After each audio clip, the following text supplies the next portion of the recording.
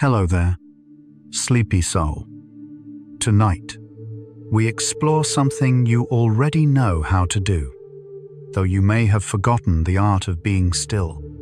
Not the stillness of waiting, or the stillness of boredom, but the ancient, fertile stillness where your brain quietly rebuilds itself, one gentle neuron at a time. This is not a race.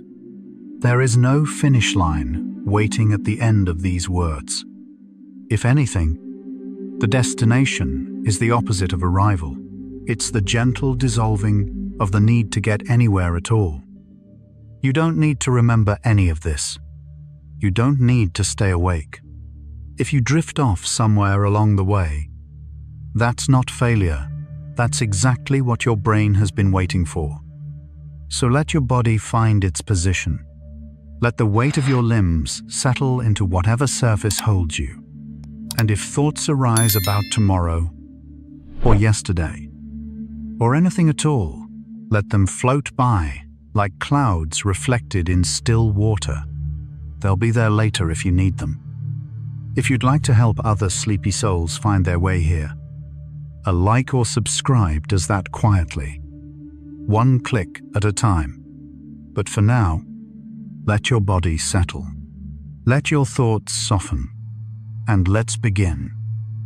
Your brain doesn't hear silence as nothing. It hears it as something worth listening to. When the world grows quiet, your auditory cortex doesn't simply switch off.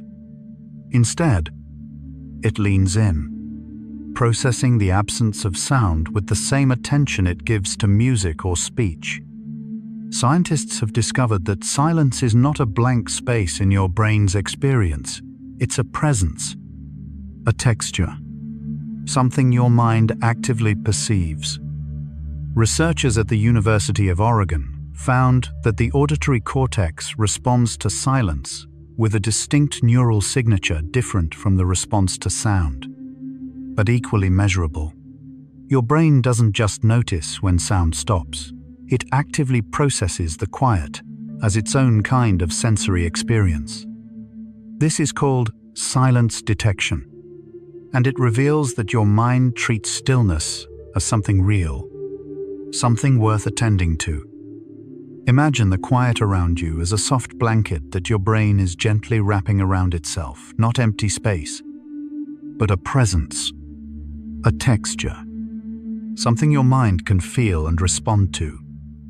Perhaps, right now, you might notice the quality of the silence in this moment, the particular way it feels in your ears, the space it creates around your thoughts. Perhaps, in this quiet moment, your brain is already listening to the stillness around you. When researchers played silence to mice, their brains responded more strongly than to any sound. In a 2013 study published in the journal Brain Structure and Function, scientists exposed mice to various auditory stimuli: music, white noise, baby mouse calls. But it was silence that produced the most remarkable effect. 2 hours of quiet triggered the growth of new cells in the hippocampus, the brain's memory center. The silence wasn't passive. It was generative. The research team, led by Imke Kirste at Duke University, initially used silence as a control condition, a baseline against which to measure the effects of sound.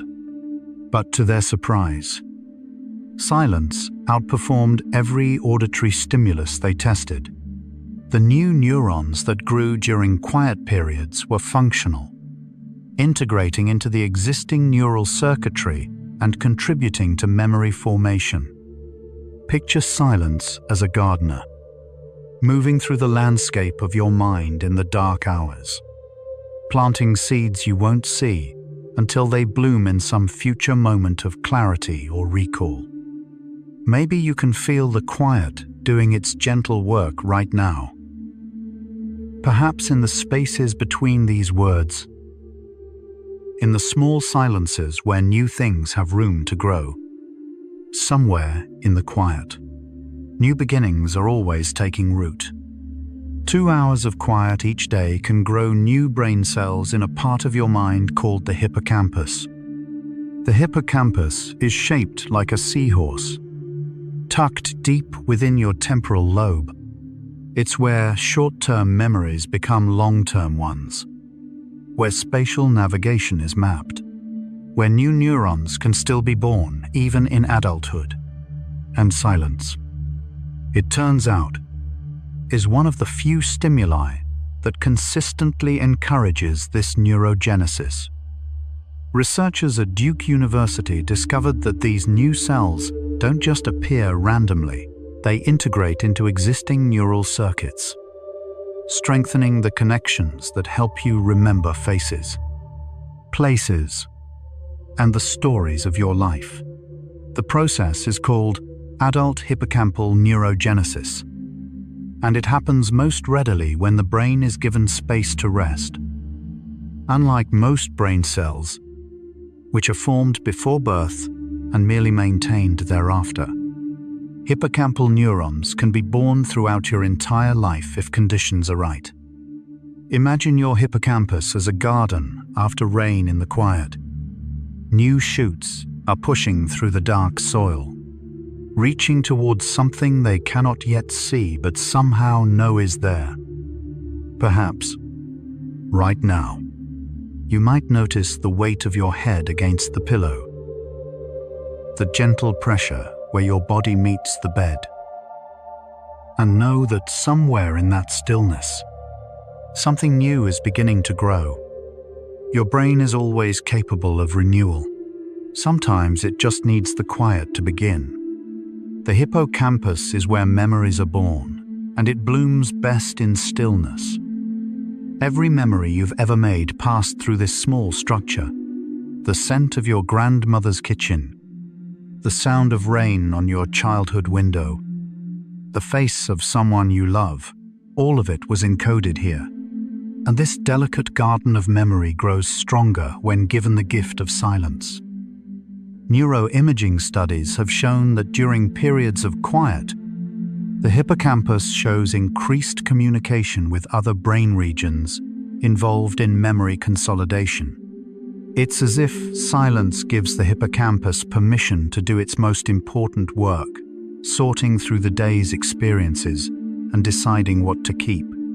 The connections between the hippocampus and the prefrontal cortex strengthen during rest, allowing for better integration of new memories with existing knowledge. Think of your hippocampus as a librarian working after hours, when the building is quiet and empty. In that stillness, it can finally organize the books, file away the important ones, and make space for new arrivals. Perhaps you might notice the feeling of your eyelids now, whether they're heavy or light, whether they want to close a little more. Knowing that the library of your mind is gently organizing itself.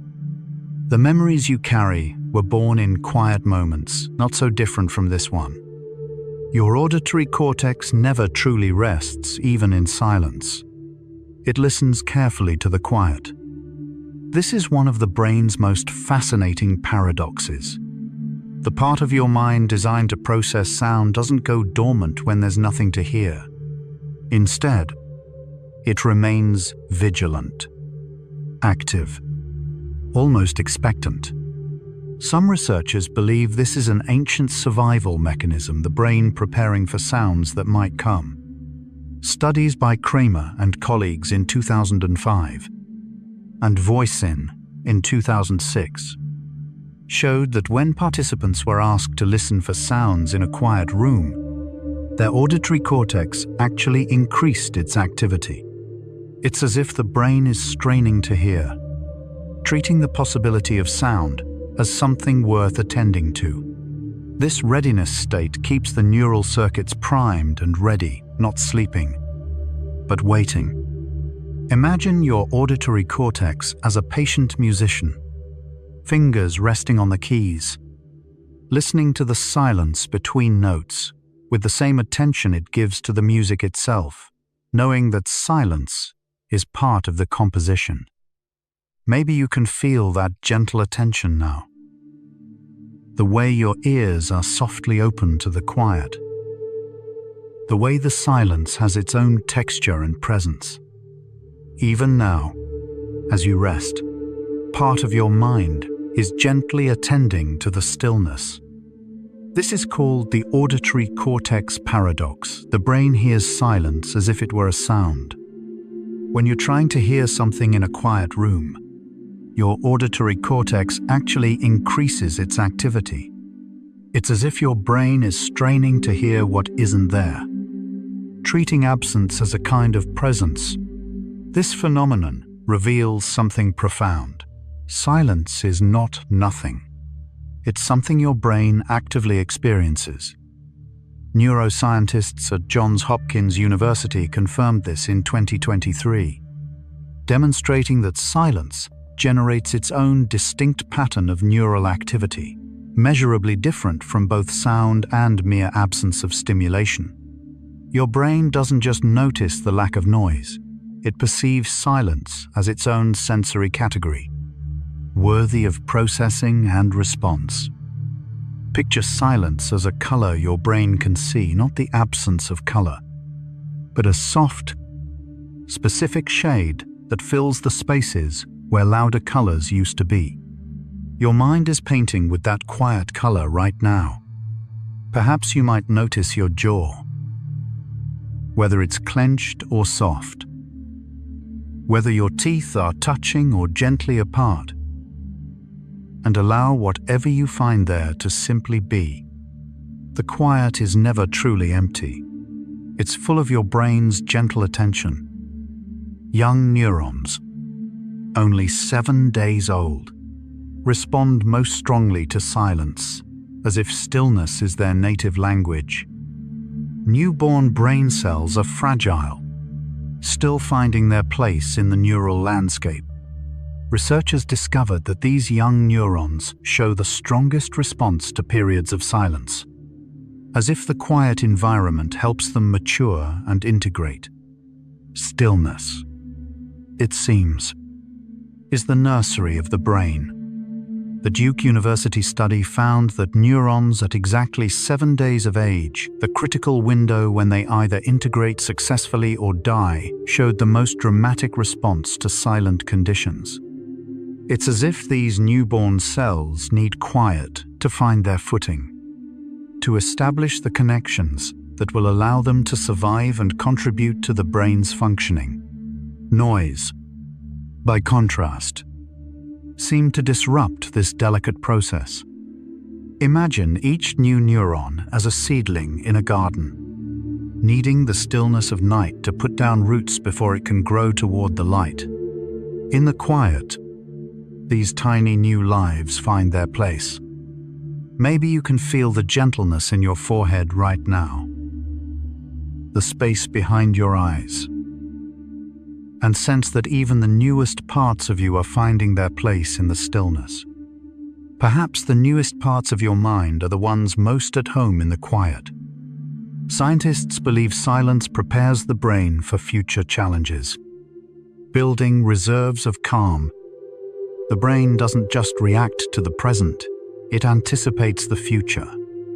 When exposed to regular periods of silence, the brain seems to stockpile resilience, creating neural resources that can be drawn upon during times of stress. Silence is not just rest, it's preparation. Researchers theorize that the neurogenesis triggered by silence may have evolved as a survival mechanism. A brain that grows new cells during peaceful periods is better prepared for the cognitive demands of future challenges, whether that's remembering where food was found or navigating complex social situations. In essence, your brain uses quiet time to build reserves of cognitive capacity. Think of silence as a way of filling a well that you'll draw from later. Each moment of quiet adding another drop to the reserves of calm and capability you carry with you into the noisy world. Perhaps you might notice your breathing now. Not to change it, but simply to observe its rhythm, knowing that each quiet breath is adding to your reserves. Every quiet moment is an investment in your future peace. Cortisol, the stress hormone, begins to melt within minutes of quiet. Cortisol floods your body during stress, raising blood pressure, quickening your pulse, preparing you for danger. But in silence, this ancient alarm system begins to stand down.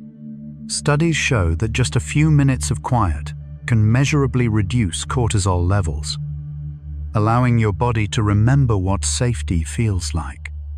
Research published in Heart Journal showed that just 2 minutes of silence produced greater drops in blood pressure and heart rate than listening to relaxing music. The body's stress response seems specifically tuned to respond to quiet, perhaps because, for most of human evolution, silence meant safety. The absence of threatening sounds was itself the signal that all was well.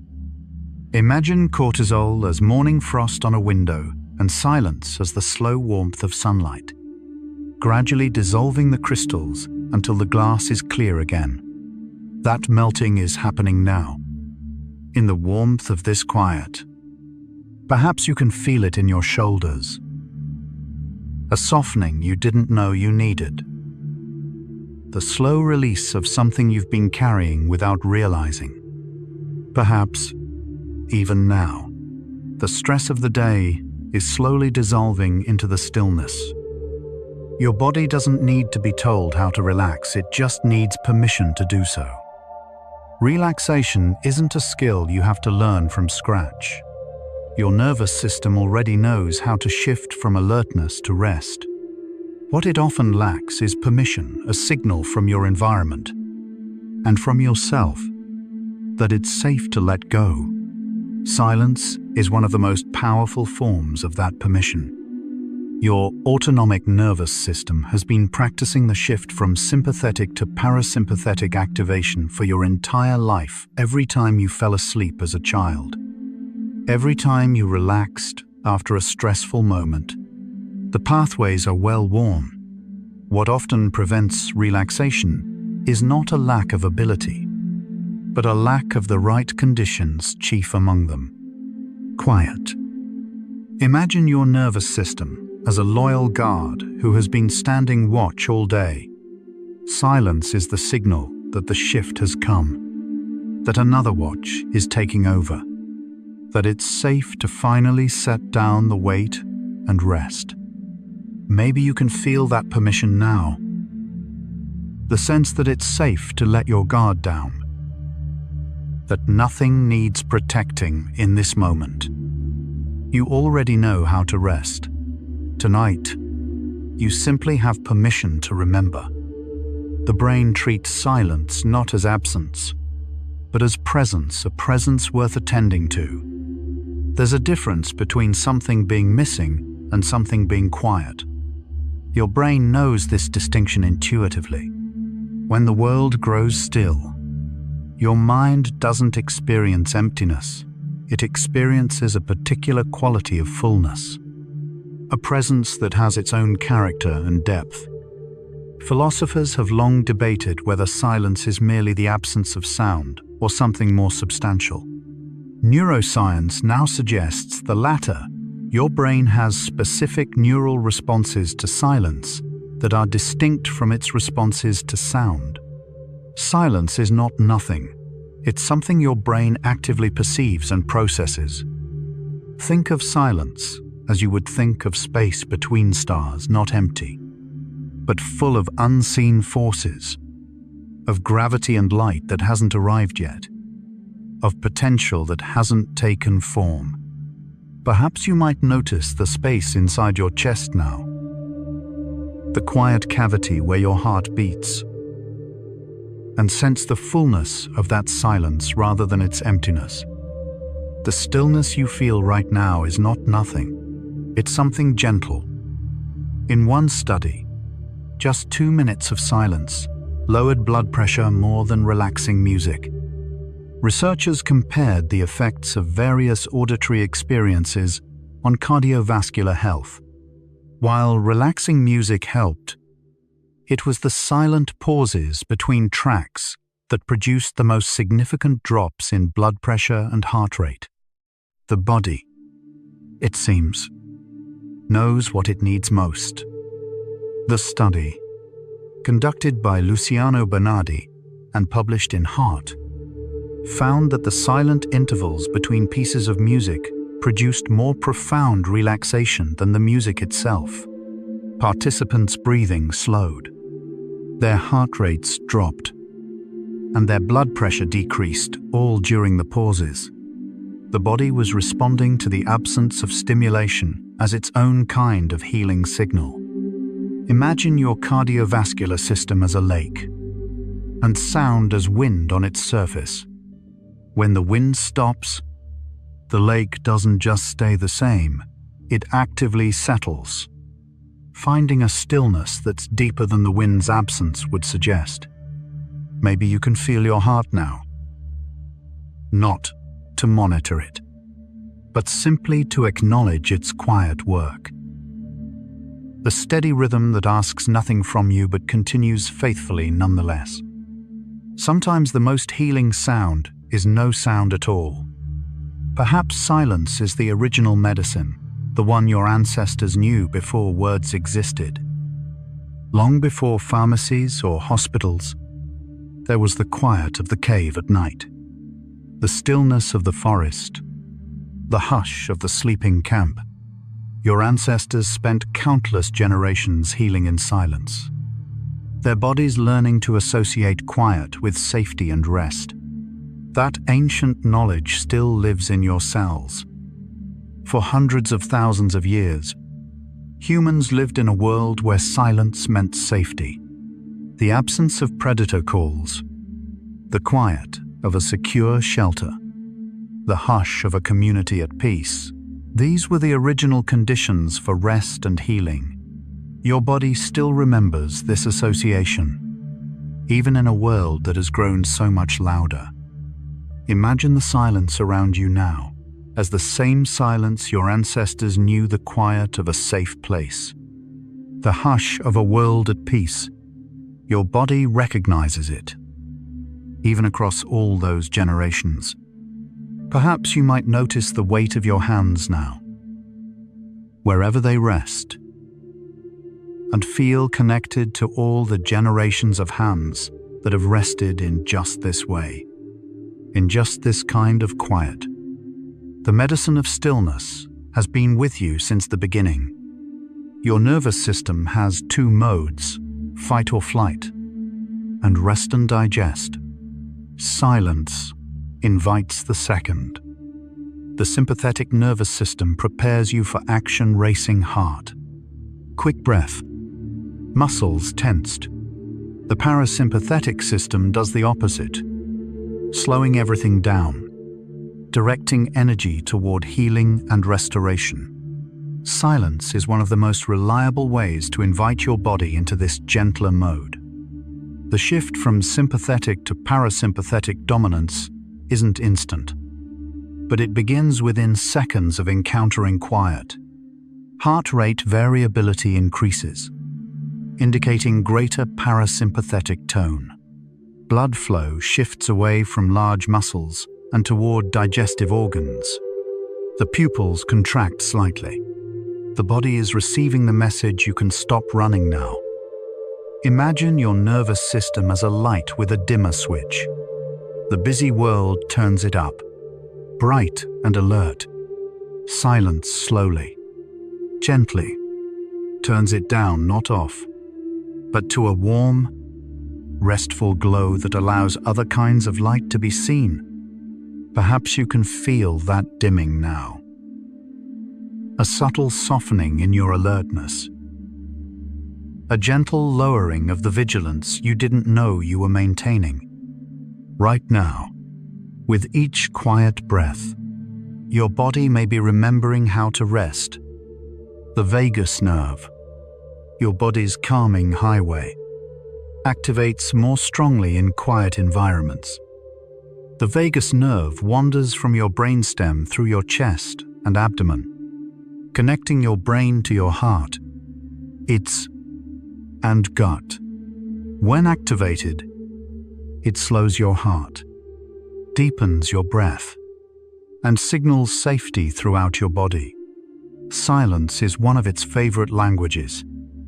The vagus nerve, its name, comes from the Latin for wandering, is the main channel of the parasympathetic nervous system. When it's active, your heart rate slows, your digestion improves, your inflammation decreases, and your mood lifts. Vagal tone, a measure of how responsive this nerve is, can be improved through practices that include exposure to silence.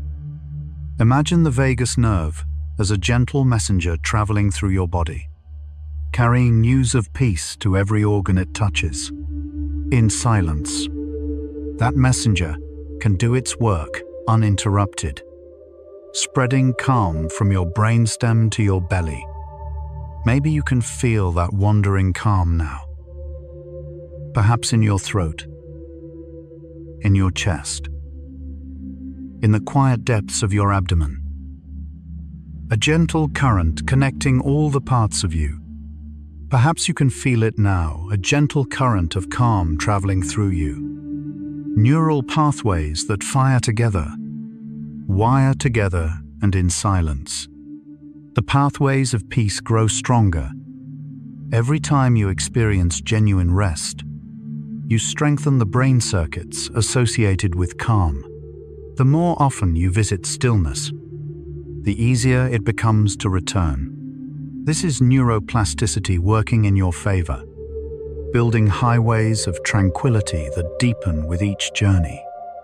The neuroscientist Donald Hebb first articulated this principle: neurons that activate together strengthen their connections.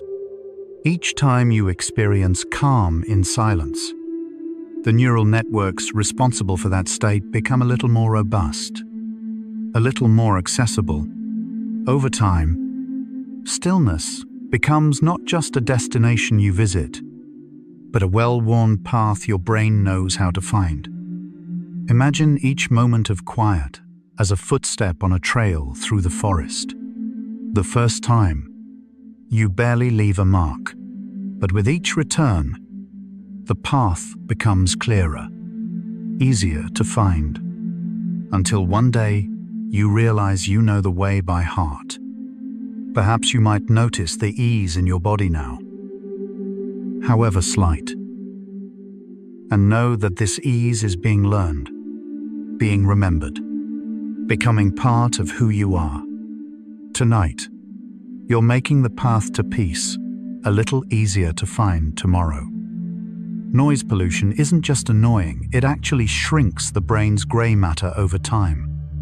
Chronic exposure to environmental noise has been linked to reduced volume in the hippocampus and prefrontal cortex areas, crucial for memory, decision-making, and emotional regulation. The modern world's constant hum takes a quiet toll on the brain's architecture. Researchers in Germany found that people living near airports showed measurable differences in brain structure compared to those in quieter areas. The hippocampus, that seahorse-shaped memory center, was smaller in those exposed to chronic noise. The prefrontal cortex, responsible for planning and impulse control, also showed reduced volume. Noise, it seems, is not just annoying, it's actually remodeling the brain. Imagine noise as a kind of erosion, slowly wearing away at the hills and valleys of your mind. And imagine silence as the opposite, a slow building up, a gentle restoration of what the noise has worn away. Maybe you can feel the relief of this quiet now. The sense that your mind has room to breathe, that the erosion has paused, and restoration can begin. But every moment of intentional silence is a small act of restoration. Silence, it turns out, does the opposite. It may help gray matter gently expand. Just as noise can shrink brain structures, regular periods of quiet may help them maintain their volume or even grow. The brain's gray matter, where most of its processing happens, seems to thrive in peaceful environments. Silence isn't just the absence of damage. It may be actively nourishing. Neuroimaging studies of long-term meditators, people who spend significant time in silence, show increased gray matter density in regions associated with attention, emotional regulation, and body awareness. While correlation doesn't prove causation, the pattern suggests that regular silence may actively build brain structure, not just prevent its loss. Think of silence as fertilizer for the garden of your mind, not just preventing weeds, but actively enriching the soil, helping everything grow a little stronger, a little more resilient. Perhaps you might notice your scalp now, the skin that covers the magnificent complexity beneath. And imagine the gentle growth that might be happening in the quiet of this moment. In the quiet, your brain has room to grow. Hospitals are beginning to understand healing happens faster when the world grows quiet.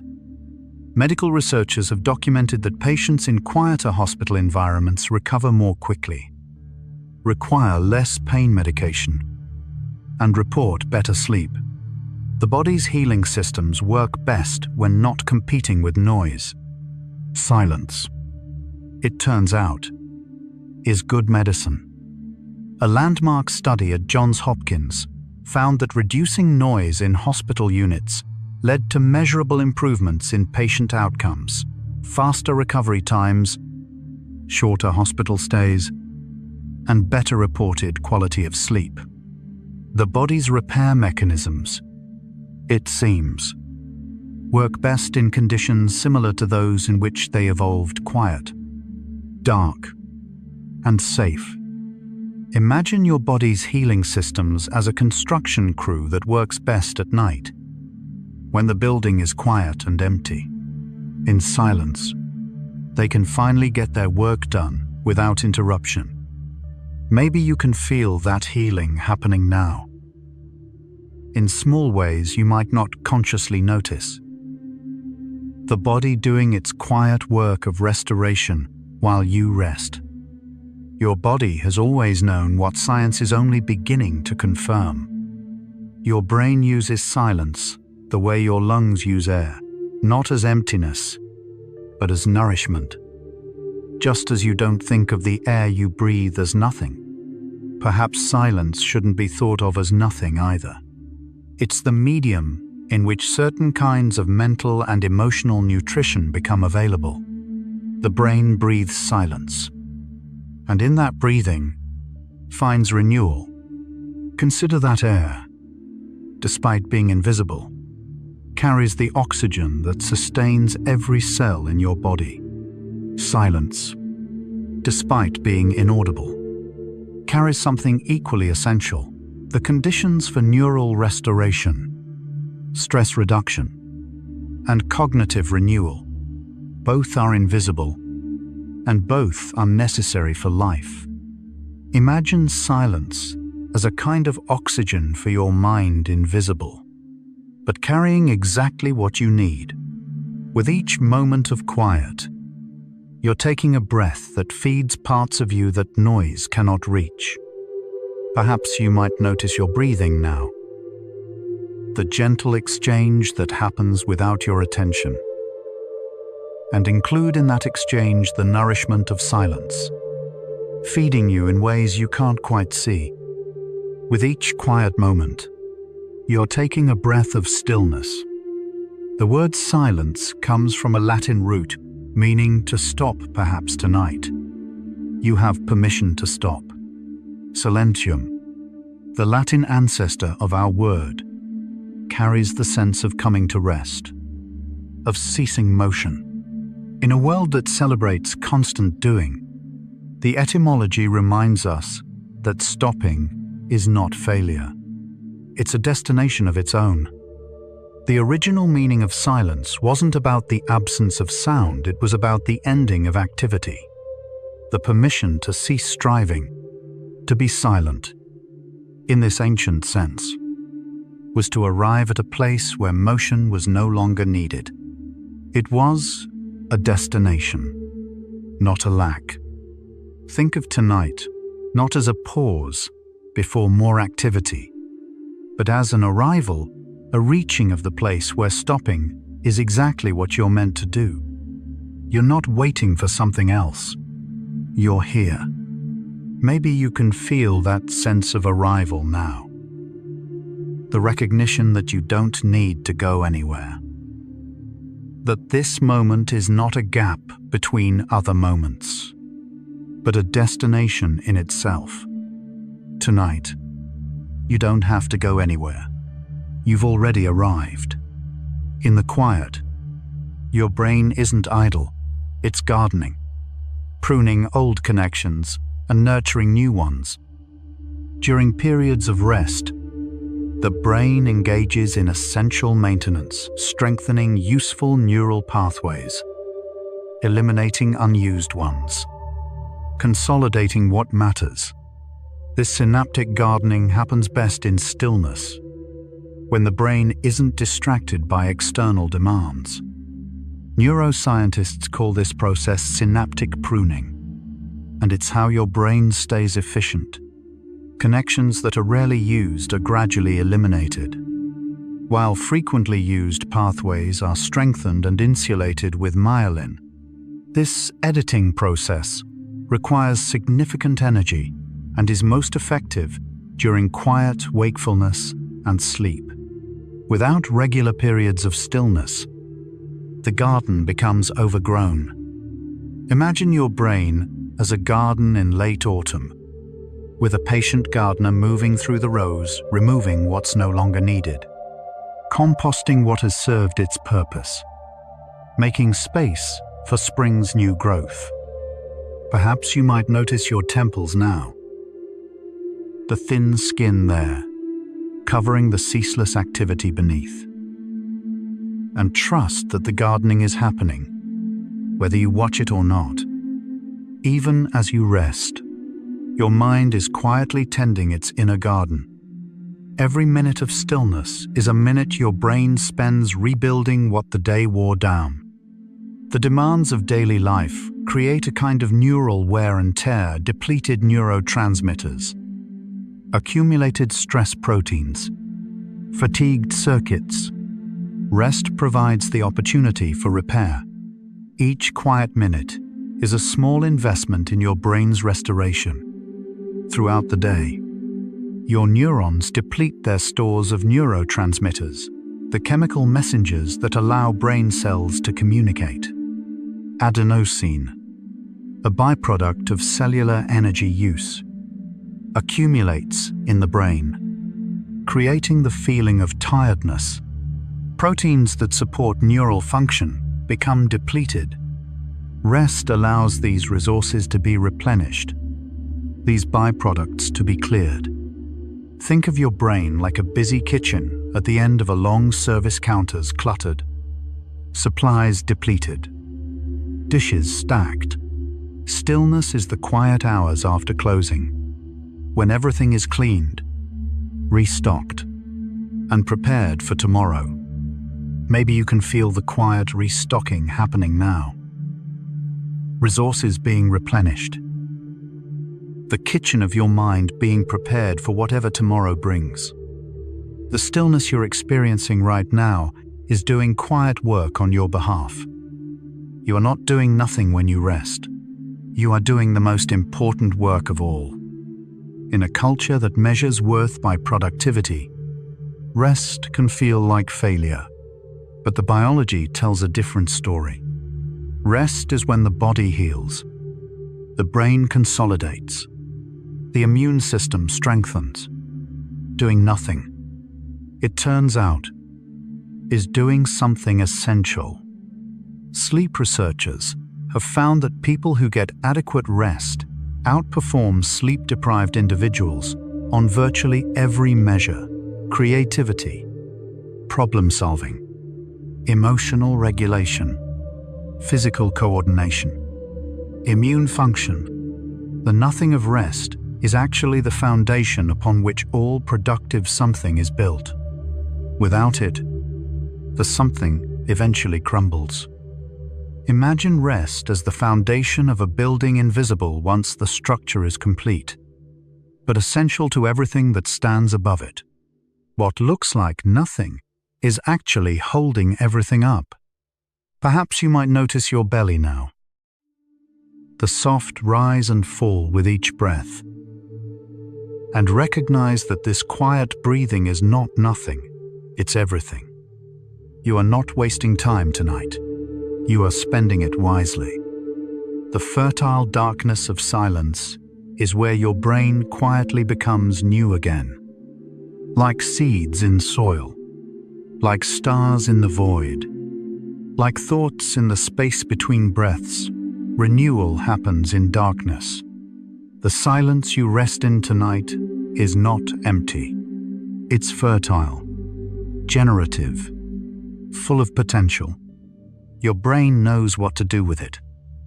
Throughout nature, the most profound transformations happen in darkness: seeds germinating underground, caterpillars dissolving in cocoons, babies growing in wombs.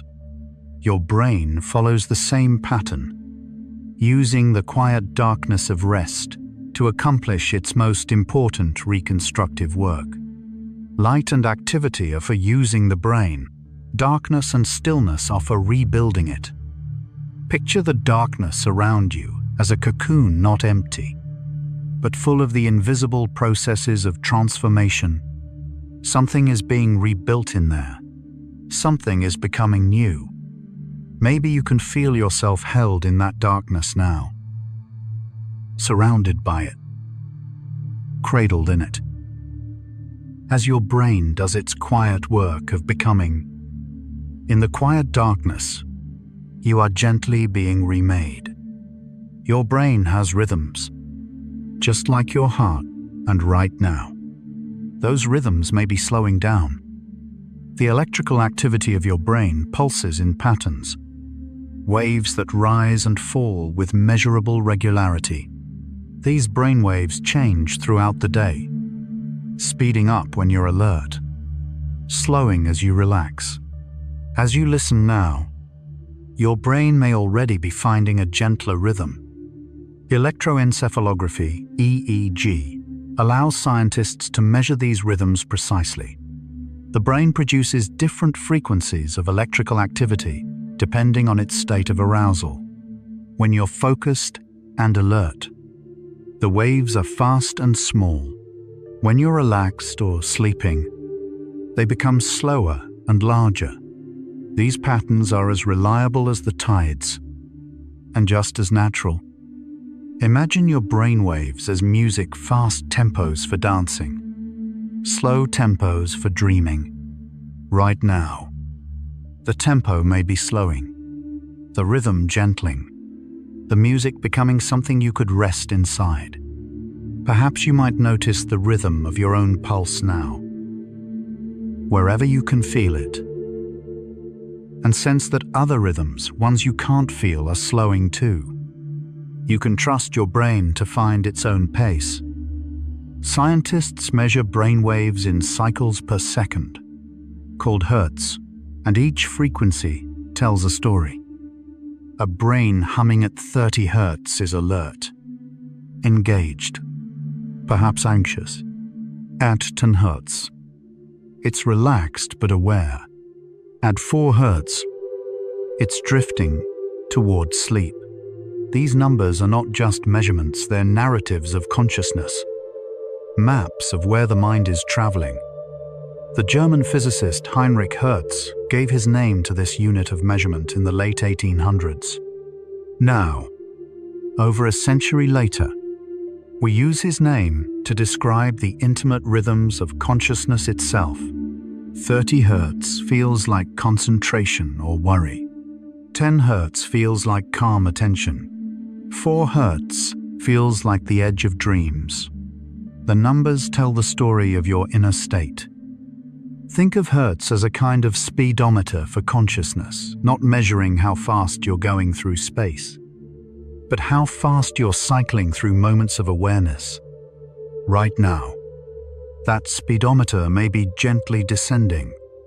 Maybe you can sense the gentle slowing, not in any specific way, but as a general softening, a quieting of the inner hum. Right now, your brain is telling its own quiet story. When you're alert and busy, your brain hums at 13 to 30 Hertz. This is called the beta state. Beta waves dominate during active thinking, problem solving, and focused attention. They're useful for navigating the demands of daily life, but they can also accompany stress and anxiety. The busy mind is a beta mind. Beta waves are the signature of a brain that's engaged with the external world, processing information, making decisions, responding to stimuli. They're necessary for functioning in daily life, but they come with a cost. Sustained beta activity is associated with increased cortisol, muscle tension, and mental fatigue. The busy mind is productive, but it needs regular breaks. Imagine beta waves as the humming of a busy engine, powerful, useful, getting you where you need to go. But even the best engines need to idle sometimes, to cool down, to rest. Perhaps you might notice if there's any residual busyness in your mind now, any lingering hum of the day's concerns, and simply acknowledge it without trying to change anything. But you don't have to stay there. Slower frequencies are waiting. But when you close your eyes and breathe slowly, something beautiful happens. Alpha waves emerge. Alpha waves ripple through your brain when you're relaxed but awake, typically appearing the moment you close your eyes. They represent a state of calm alertness, a bridge between the busy world and the quiet depths. Simply closing your eyes is enough to invite them. Alpha waves were the first brain waves ever recorded, discovered by Hans Berger in 1929. He noticed that these 8 to 12 Hertz oscillations appeared whenever his subjects closed their eyes and relaxed. Almost a century later, alpha remains the signature of relaxed wakefulness, the brain's way of signaling that it's alert but at ease. Picture alpha waves as gentle ripples on a calm lake, not the stillness of deep water, but not the chop of wind either. Something in between, something peaceful but alive. Maybe you can feel those ripples now, or imagine them. Gentle oscillations moving through the lake of your mind, smoothing everything they touch. Perhaps you can feel them now, the gentle waves of alpha, rising and falling. Alpha waves ripple at 8 to 12 Hertz, the frequency of quiet awareness, of relaxed attention. This is the rhythm of daydreaming, of meditation, of the peaceful moments between tasks. In alpha, you're present but not striving, aware but not anxious. It's the brain's way of being at ease while still being awake. Researchers have found that alpha waves are associated with reduced anxiety, improved mood, and enhanced creativity. When alpha is dominant, the brain's fear centers are less active, and the regions associated with positive emotion are more engaged. It's a state of gentle openness, receptive, calm, but still connected to the waking world. Imagine alpha as the twilight of the mind. The sun has set. The harsh light has faded, but there's still a soft glow illuminating everything. It's easier to see certain things in this gentle light. Perhaps you might notice the soft glow of awareness now. Not the bright light of focused attention, but something gentler, something that illuminates without glaring. Alpha is where rest begins to whisper. Simply closing your eyes can shift your brain from beta to alpha within seconds. The transition is remarkably quick. The moment your eyelids lower, blocking the constant stream of visual information, your brain often responds by producing more alpha waves. No meditation technique required, just the simple act of closing your eyes.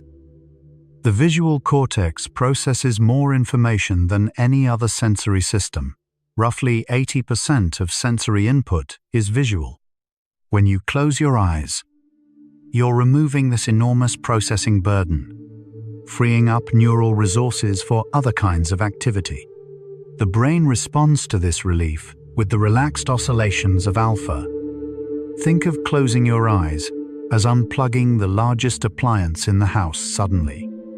There's so much more power available for other things. The whole system can relax into a gentler rhythm. Maybe your eyes are already closed. Or perhaps they're heavy, wanting to close. And you can trust that the shift to alpha will follow naturally, without effort. Your brain is always ready to shift toward rest.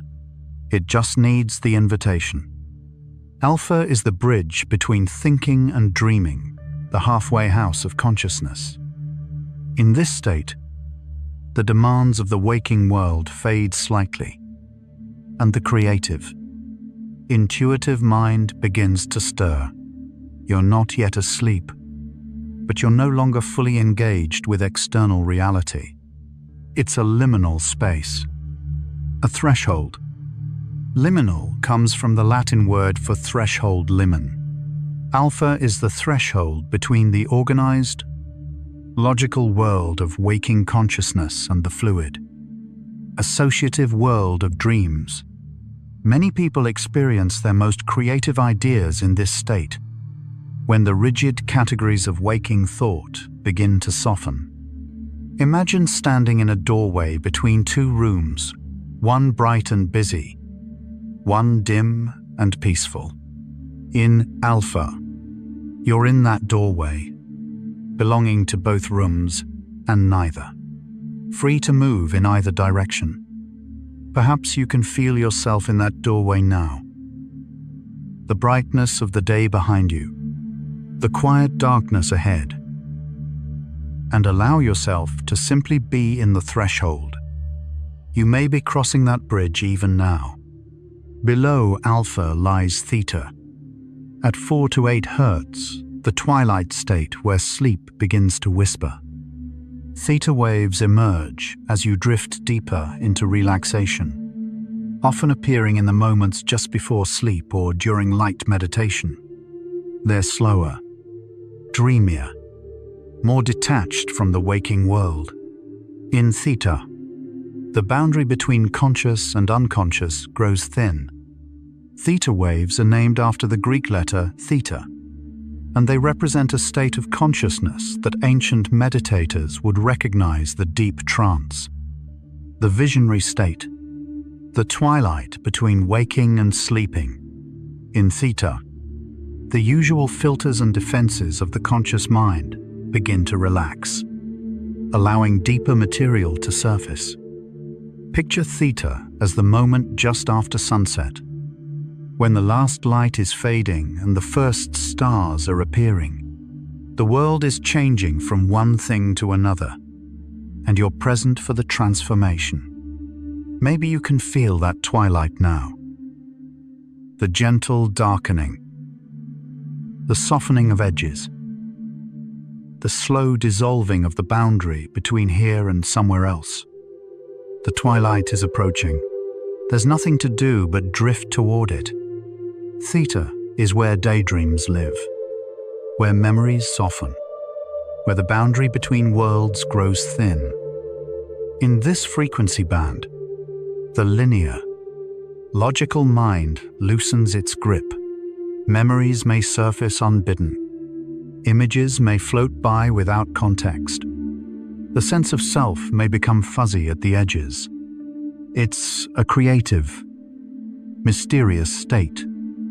Researchers have found that theta waves are associated with access to subconscious material, emotional processing, and creative insight. It's the state where repressed memories sometimes surface, where creative solutions appear unbidden, where the usual boundaries between self and world become more permeable. Imagine theta as a river flowing through a forest at dusk. You can see shapes and shadows, but the details are soft, the edges blurred.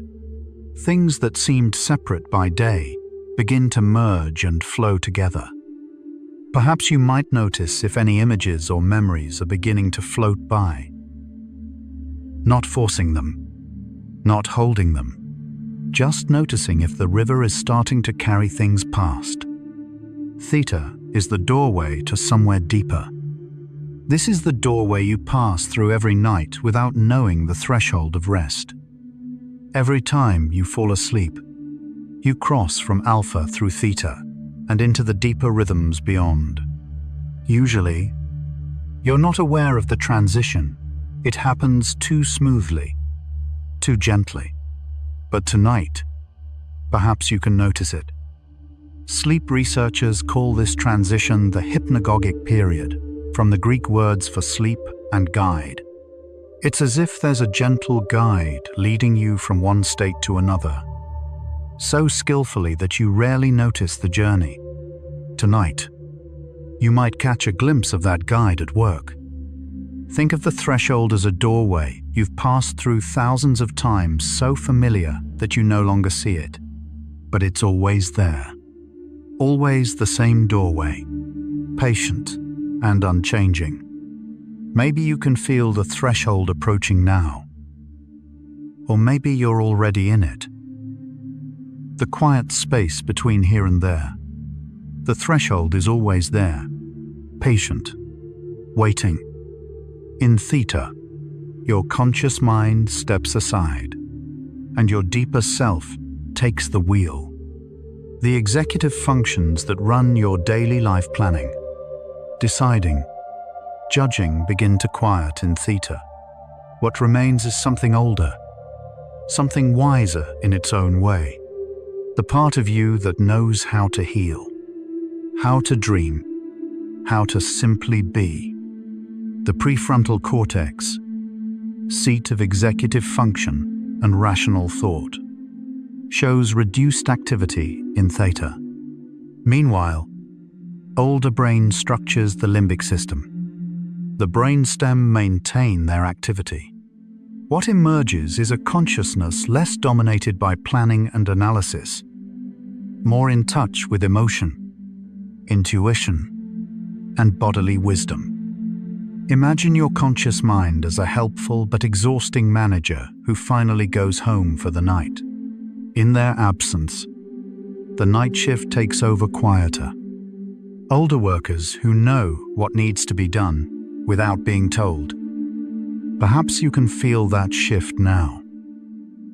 The manager loosening their grip.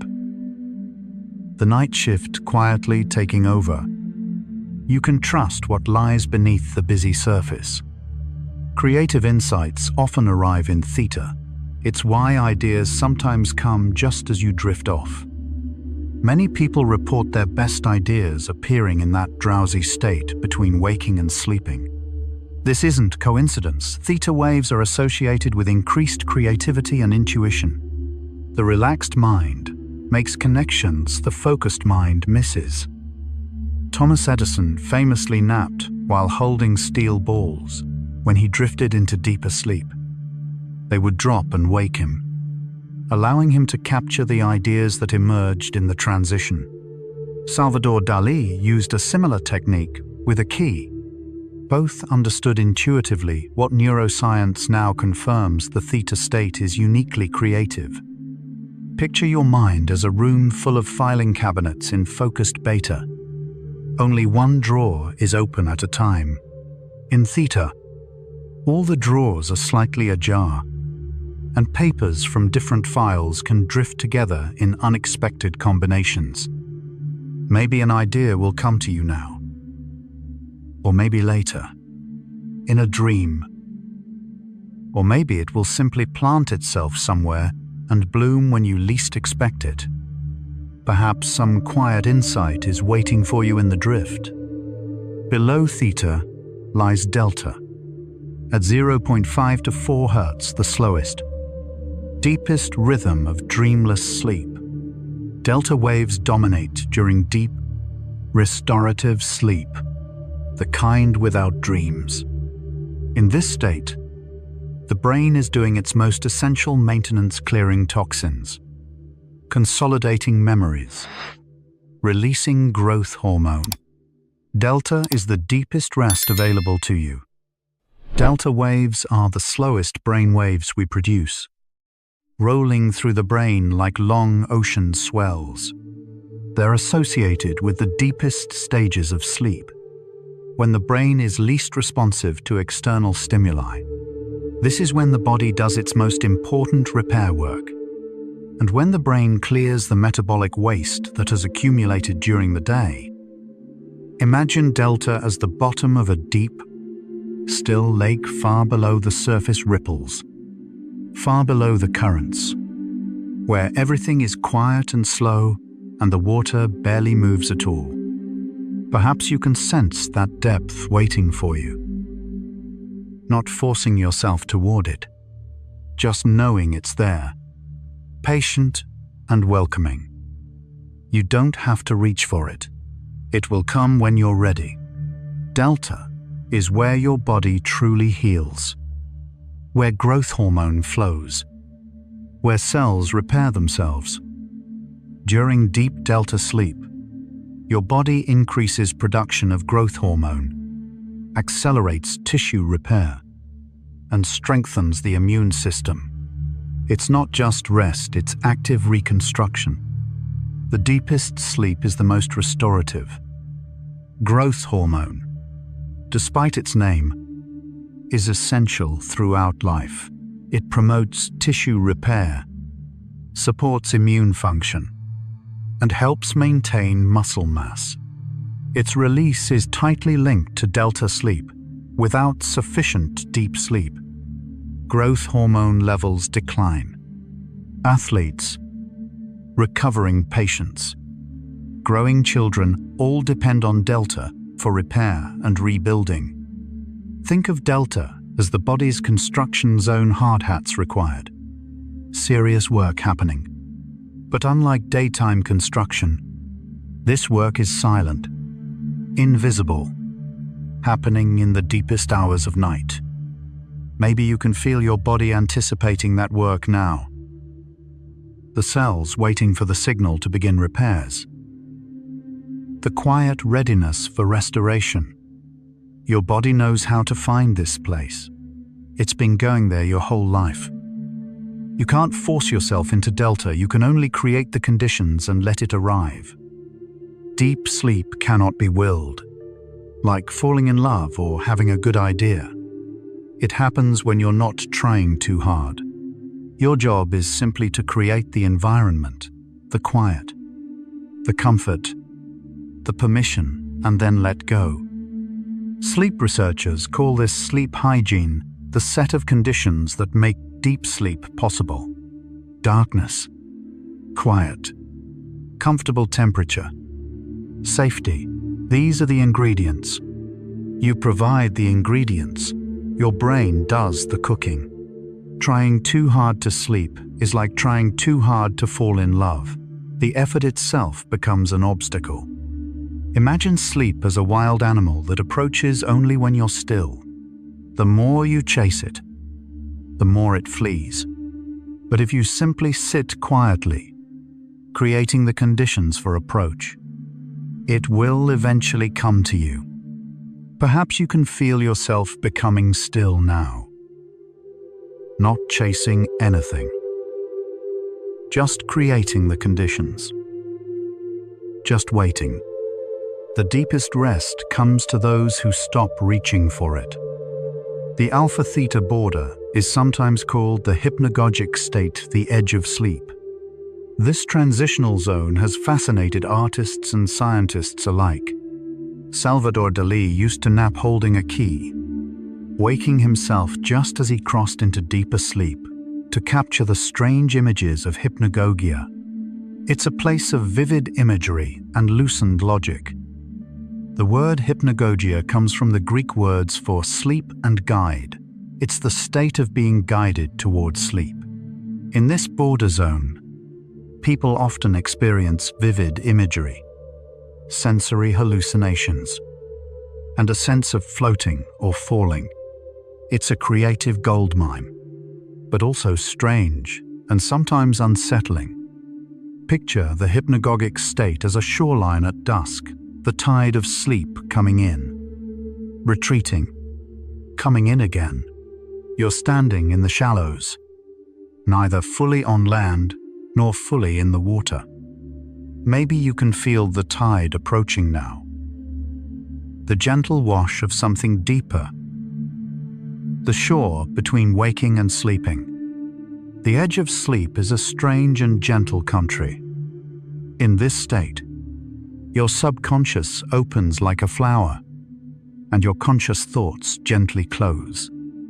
The boundaries that normally separate different parts of your mind become more permeable in hypnagogia. Thoughts from your subconscious can drift into awareness. The critical, filtering mind relaxes its vigilance. It's a state of openness. During normal waking consciousness, the prefrontal cortex acts as a filter, screening out material from the subconscious.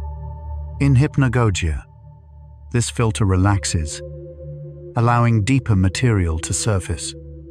Dreams, memories, fears, hopes all can emerge from the depths when the guard at the gate steps aside.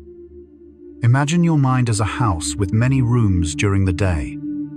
Most doors are closed. In hypnagogia, the doors begin to open, and you might glimpse what's behind them. Perhaps you can feel some doors opening now, or sense what might be behind them, without needing to look too closely.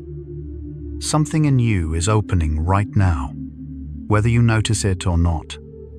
Ancient meditators discovered these states thousands of years before we had machines to measure them. Long before EEG machines could trace brainwaves, contemplatives in every tradition mapped these territories of consciousness through direct experience. They gave them different names, but they were exploring the same landscape you're entering now. Buddhist monks spoke of jhana states. Hindu yogis described turiya. Sufi mystics charted maqamat.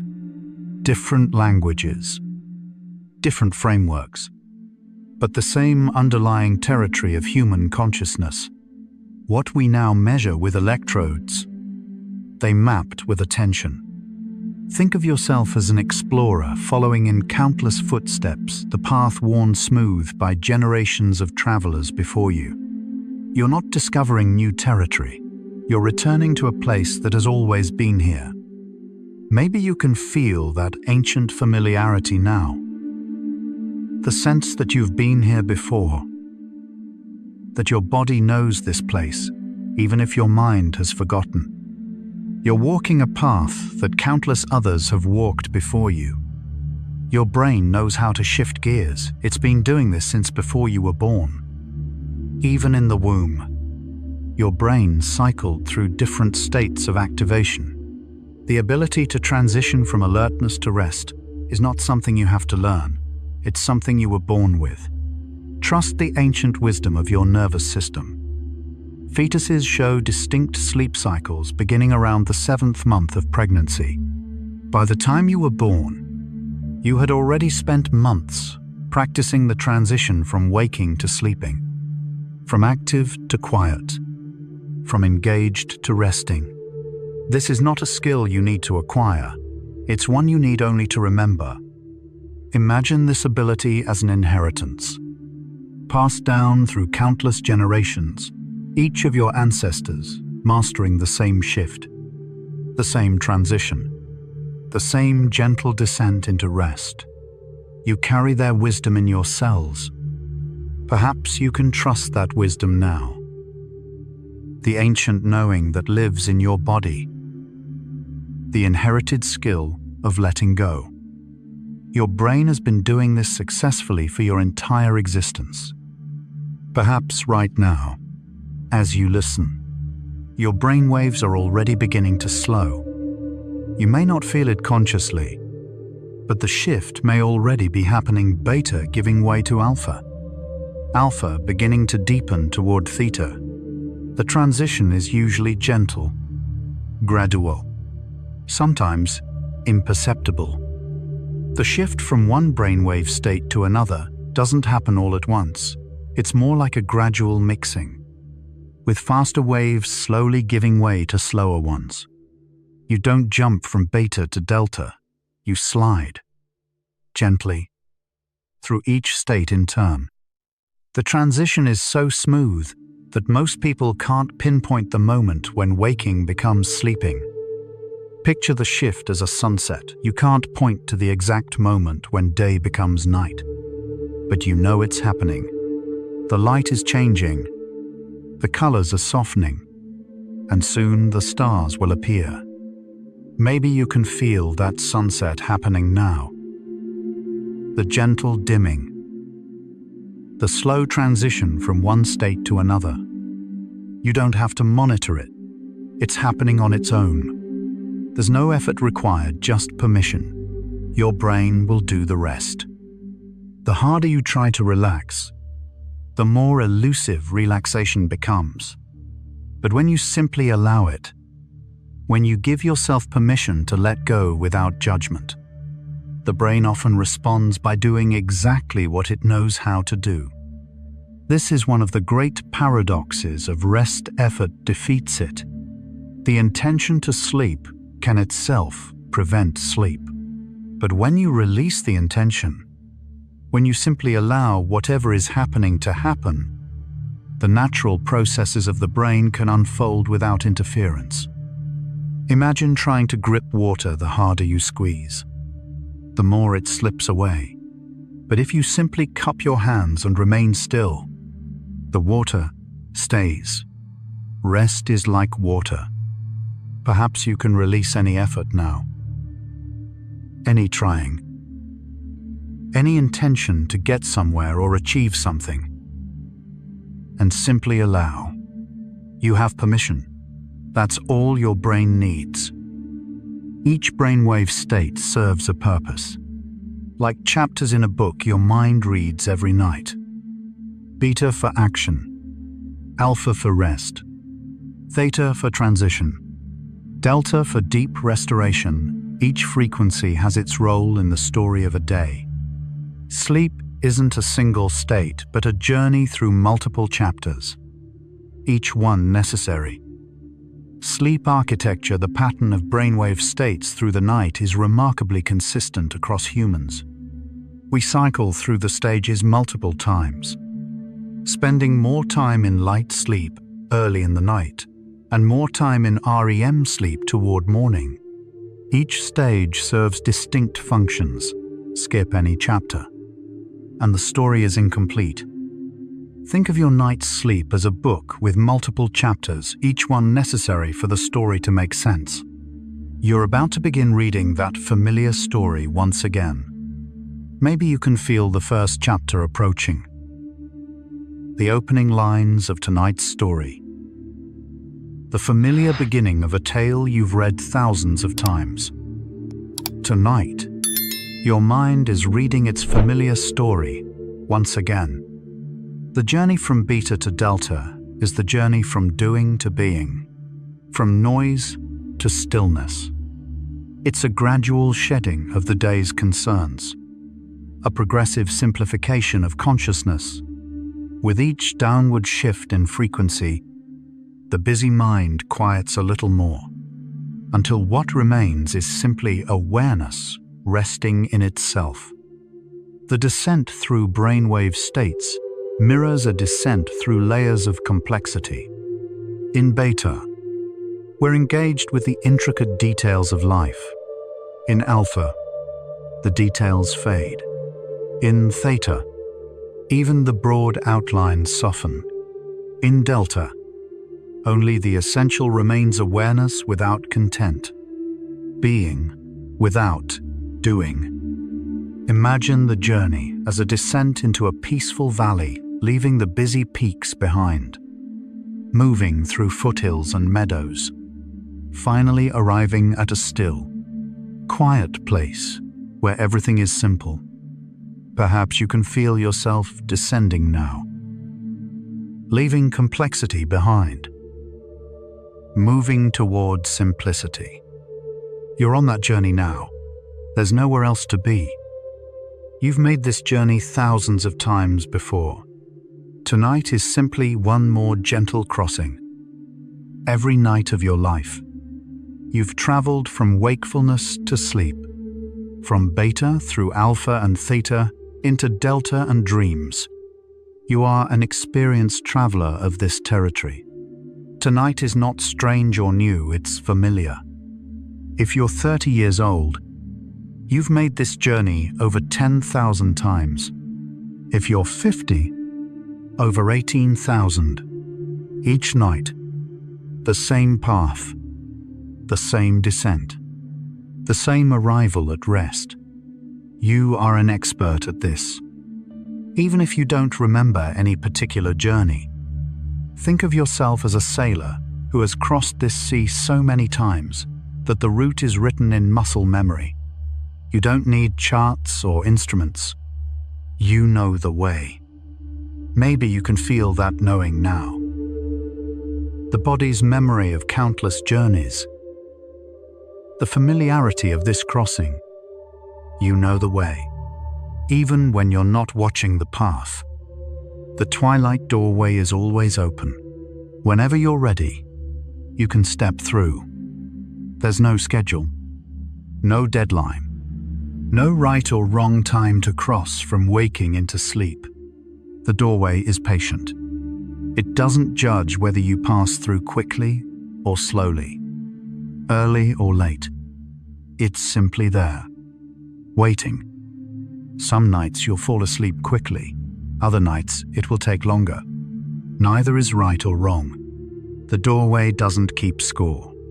It simply remains open, available, patient as it has been every night of your life, as it will be every night to come. Imagine the doorway as an old friend who is always happy to see you, no matter when you arrive. There's no need to apologize for being late. No need to hurry. The welcome is the same. Perhaps you can feel that welcome now. The patient invitation. The door that's always open. Whenever you're ready. No rush. When you stop focusing on anything in particular, a special network in your brain wakes up. It seems paradoxical, but your brain becomes more active in certain ways when you're not trying to do anything. A constellation of brain regions called the default mode network springs to life the moment you stop focusing on external tasks. The default mode network was discovered almost by accident. Researchers noticed that certain brain regions became more active during rest periods between tasks the opposite of what they expected. This network, it turns out, is not the brain idling. It's the brain doing a different kind of work that requires inattention to the outside world. Imagine the DMN as a night crew that only begins work when the day shift goes home. The moment you stop focusing on external tasks, they clock in and begin their essential, invisible labor. Perhaps you can feel that shift happening now.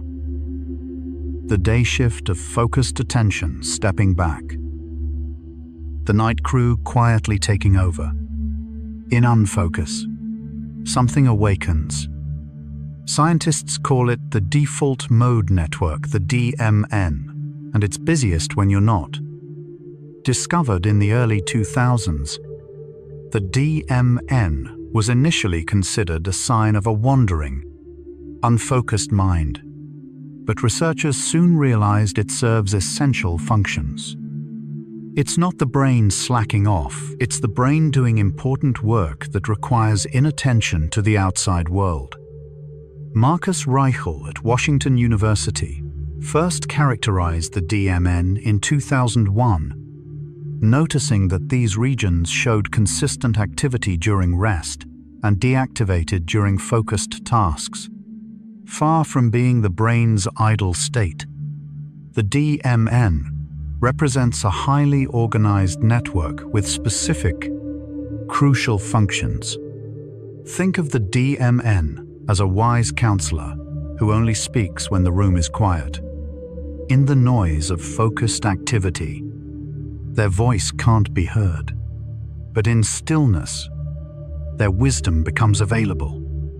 Maybe you can sense that counselor now, waiting in the quiet, ready to speak when the noise settles.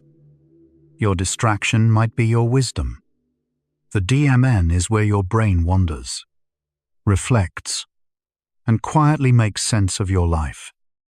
This network activates during self-reflection, when you think about your past or imagine your future, when you consider other people's perspectives, when you daydream.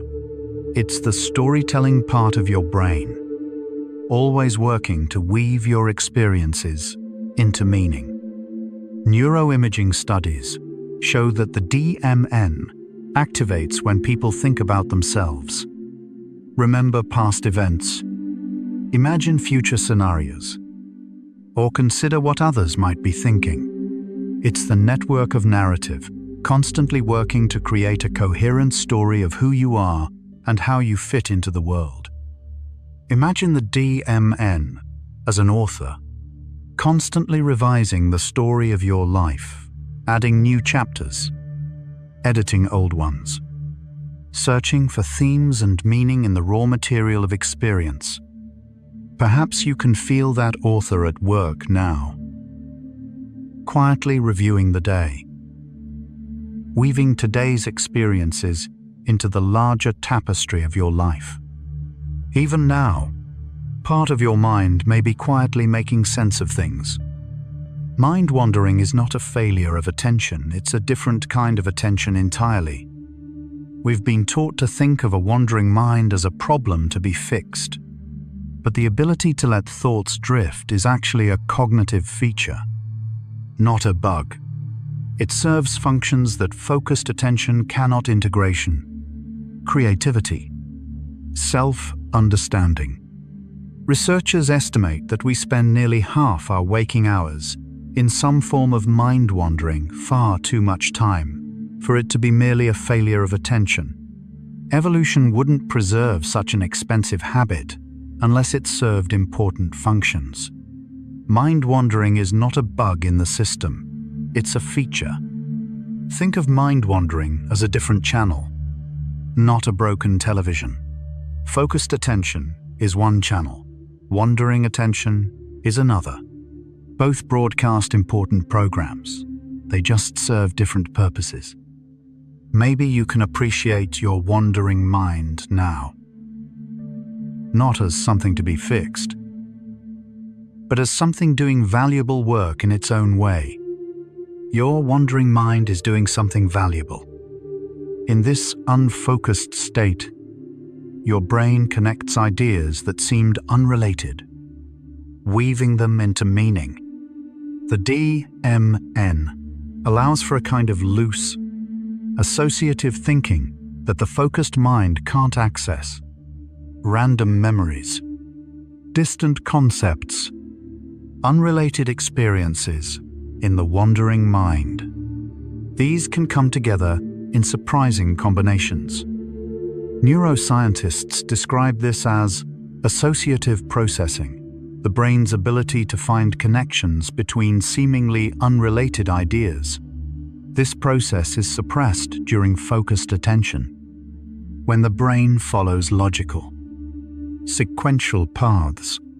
But in the DMN state, the associative networks are free to make their unexpected connections.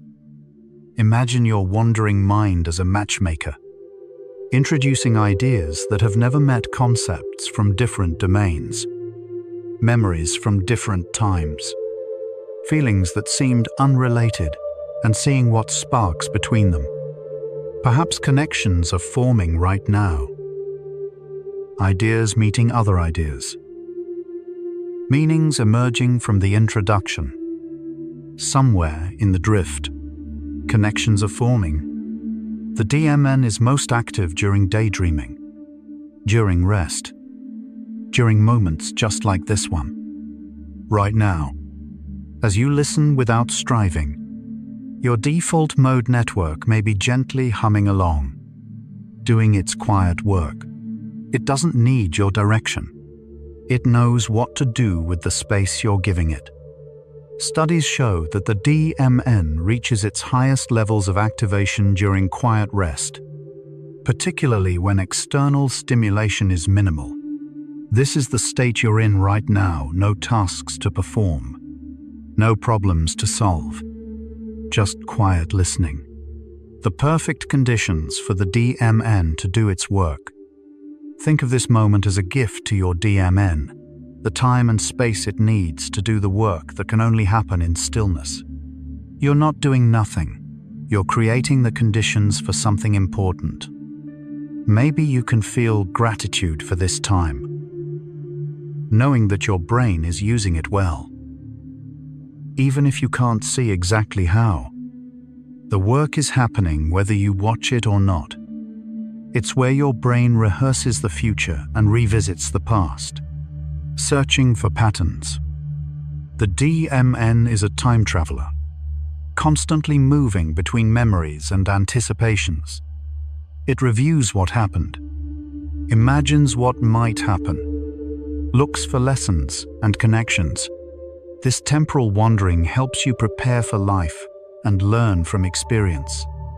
Researchers call this mental time travel, the brain's ability to project itself into the past or future.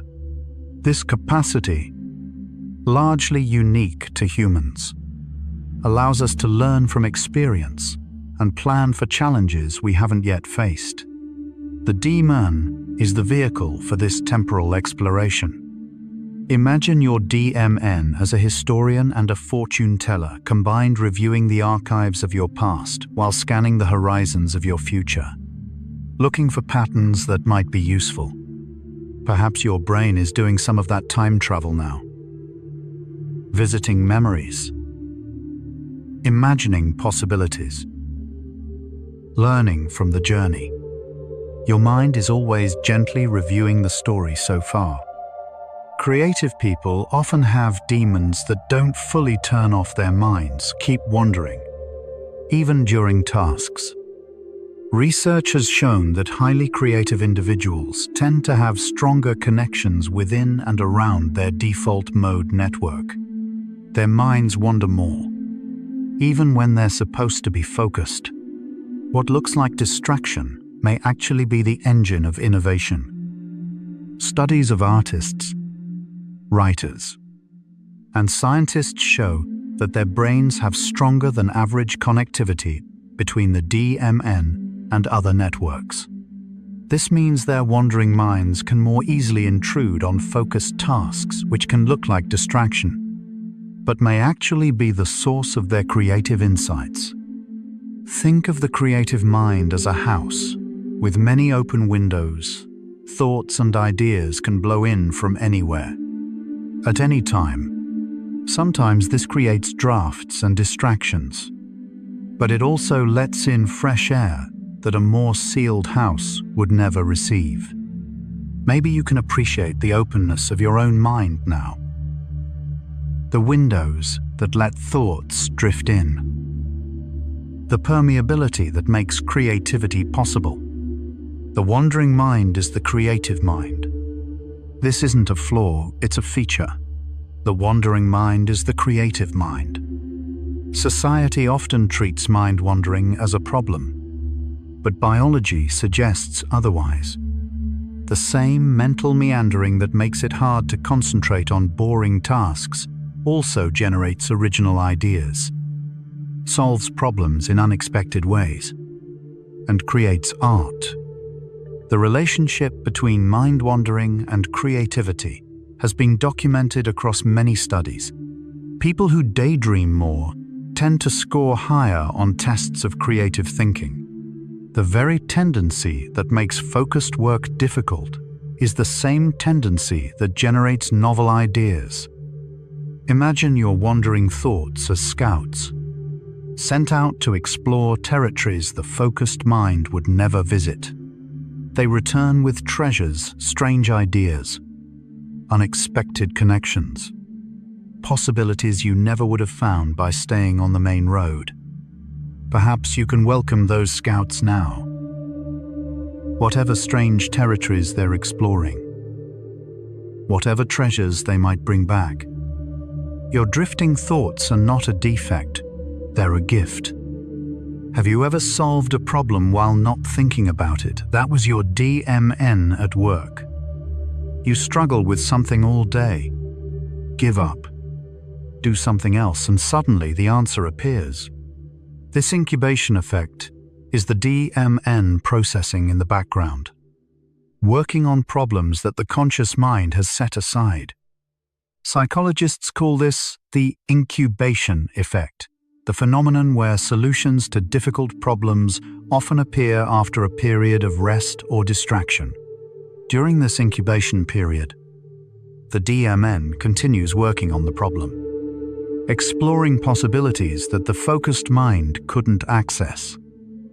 Think of your DMN as a tireless assistant who keeps working on your problems even after you've gone home for the day. When you return in the morning, they often have insights you never would have reached by grinding away consciously. Maybe there's something your DMN is working on right now, some problem or question you've set aside, being processed in the background while you rest. Sometimes the best way to solve something is to stop trying. The shower, the walk, the edge of sleep. These are the places where insight loves to arrive. These situations share something in common. They're moments when the focused mind relaxes and the DMN has room to work. The warm water, the rhythmic steps, the drifting towards sleep, all of them create conditions for unconscious processing. Researchers have found that these incubation environments share certain features: mild sensory stimulation, low cognitive demand, and a relaxed but alert mental state. The shower, the walk, and the edge of sleep all provide these conditions, which is why insight so often arrives in these moments. Imagine these moments as clearings in a forest, places where the trees of focused thought part, and you can see the wider landscape of possibility. The edge of sleep is one of the largest clearings. Perhaps you're in such a clearing now. The focused trees parting, the wider landscape becoming visible. You're in one of those spaces right now. Your brain doesn't stop working when you rest. It simply works on different things. Rest is not an absence of activity, it's a shift in what kind of activity is happening. Instead of processing external information, the resting brain turns inward, organizing, integrating, and preparing. The work continues, only the direction changes. Neuroimaging shows that the resting brain is anything but inactive. Glucose consumption, a measure of brain activity, remains high during rest. The brain is simply redirecting its enormous energy consumption from external processing to internal processing.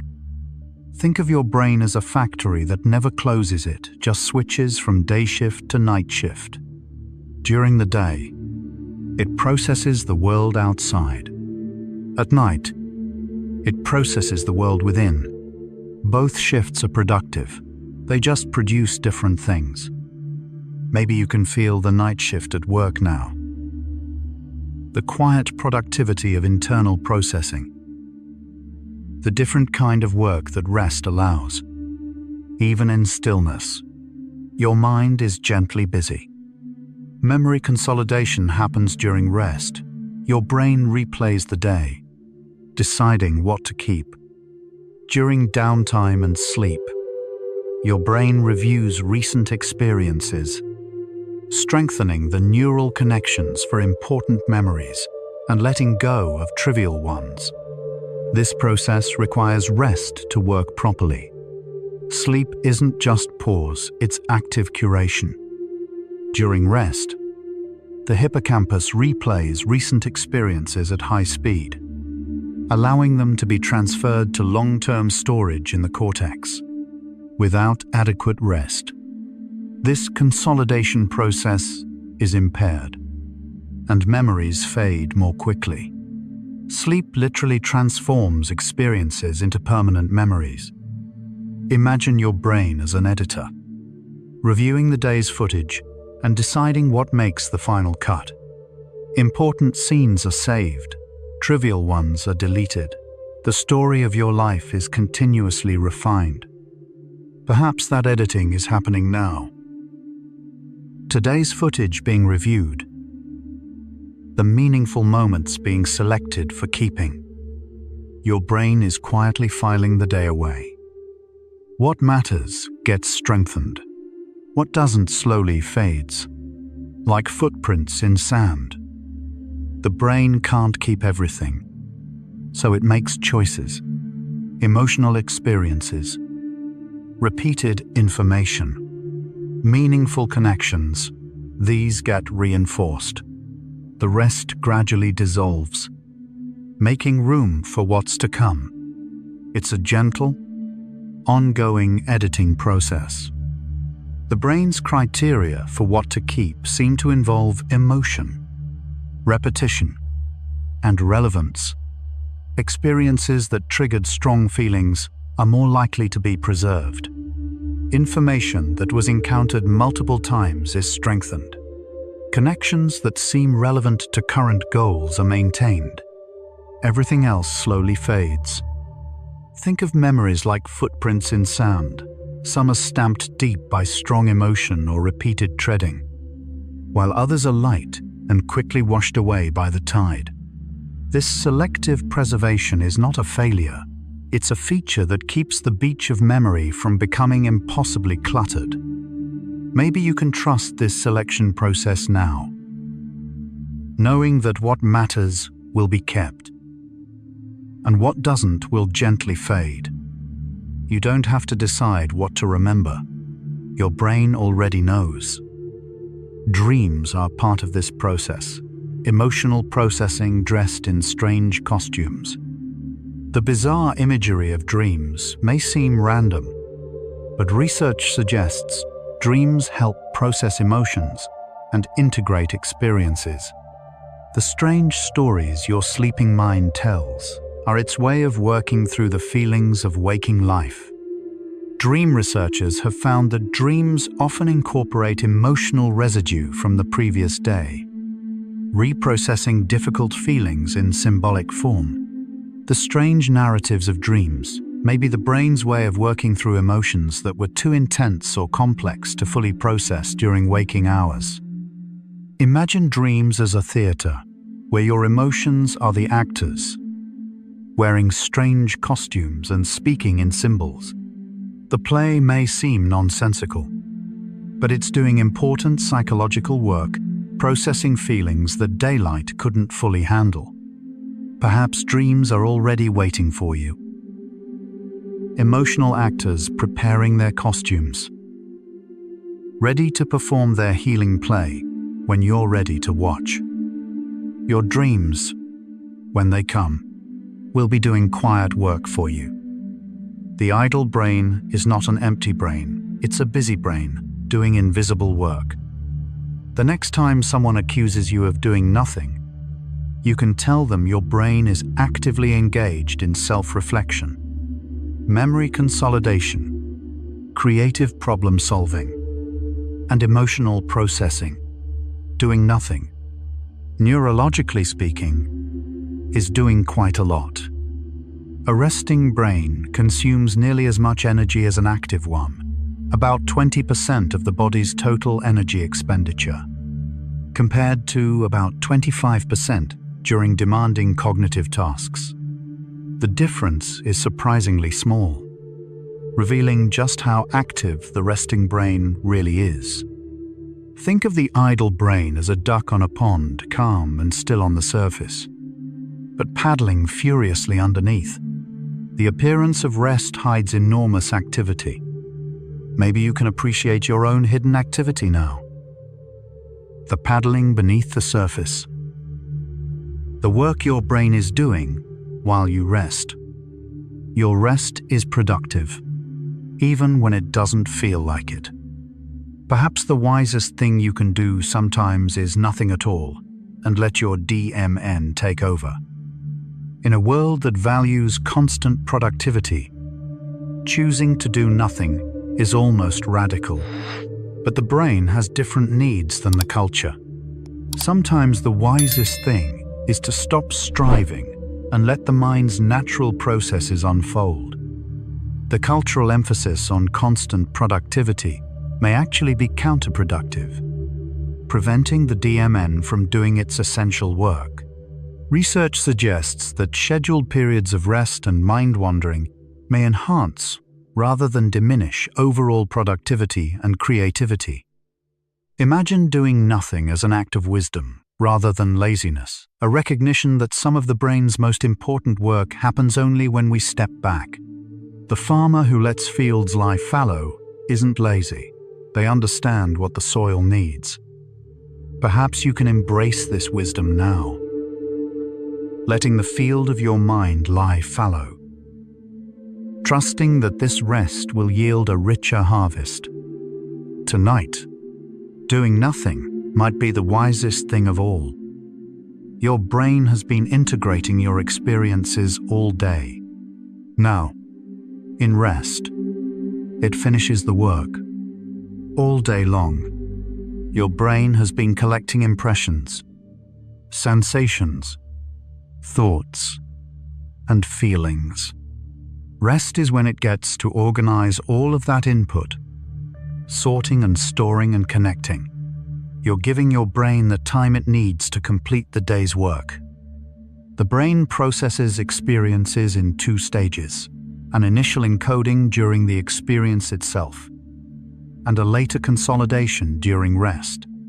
Without the second stage, the first is incomplete. Rest doesn't just follow active learning, it completes it. Think of your day as a meal that your brain is still digesting. The eating happened during waking hours. The digestion happens during rest. Without time to digest, the nourishment can't be absorbed. Maybe you can feel that digestion happening now. The day being absorbed. Its nourishment being distributed throughout your mind. The day's experiences are being woven into who you are. The connections formed during mind wandering are often the most surprising and valuable. Focused thinking follows familiar paths. Wandering thinking wanders off the path, finding unexpected connections between distant ideas. These novel combinations are often the source of breakthrough insights and creative solutions. Studies of creative problem solving show that the most original solutions often come from making connections between domains that seem unrelated.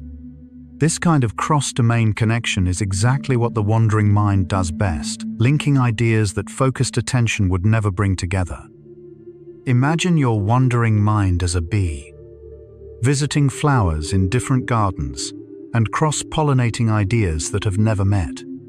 The focused mind stays in one garden. The wandering mind travels between them all.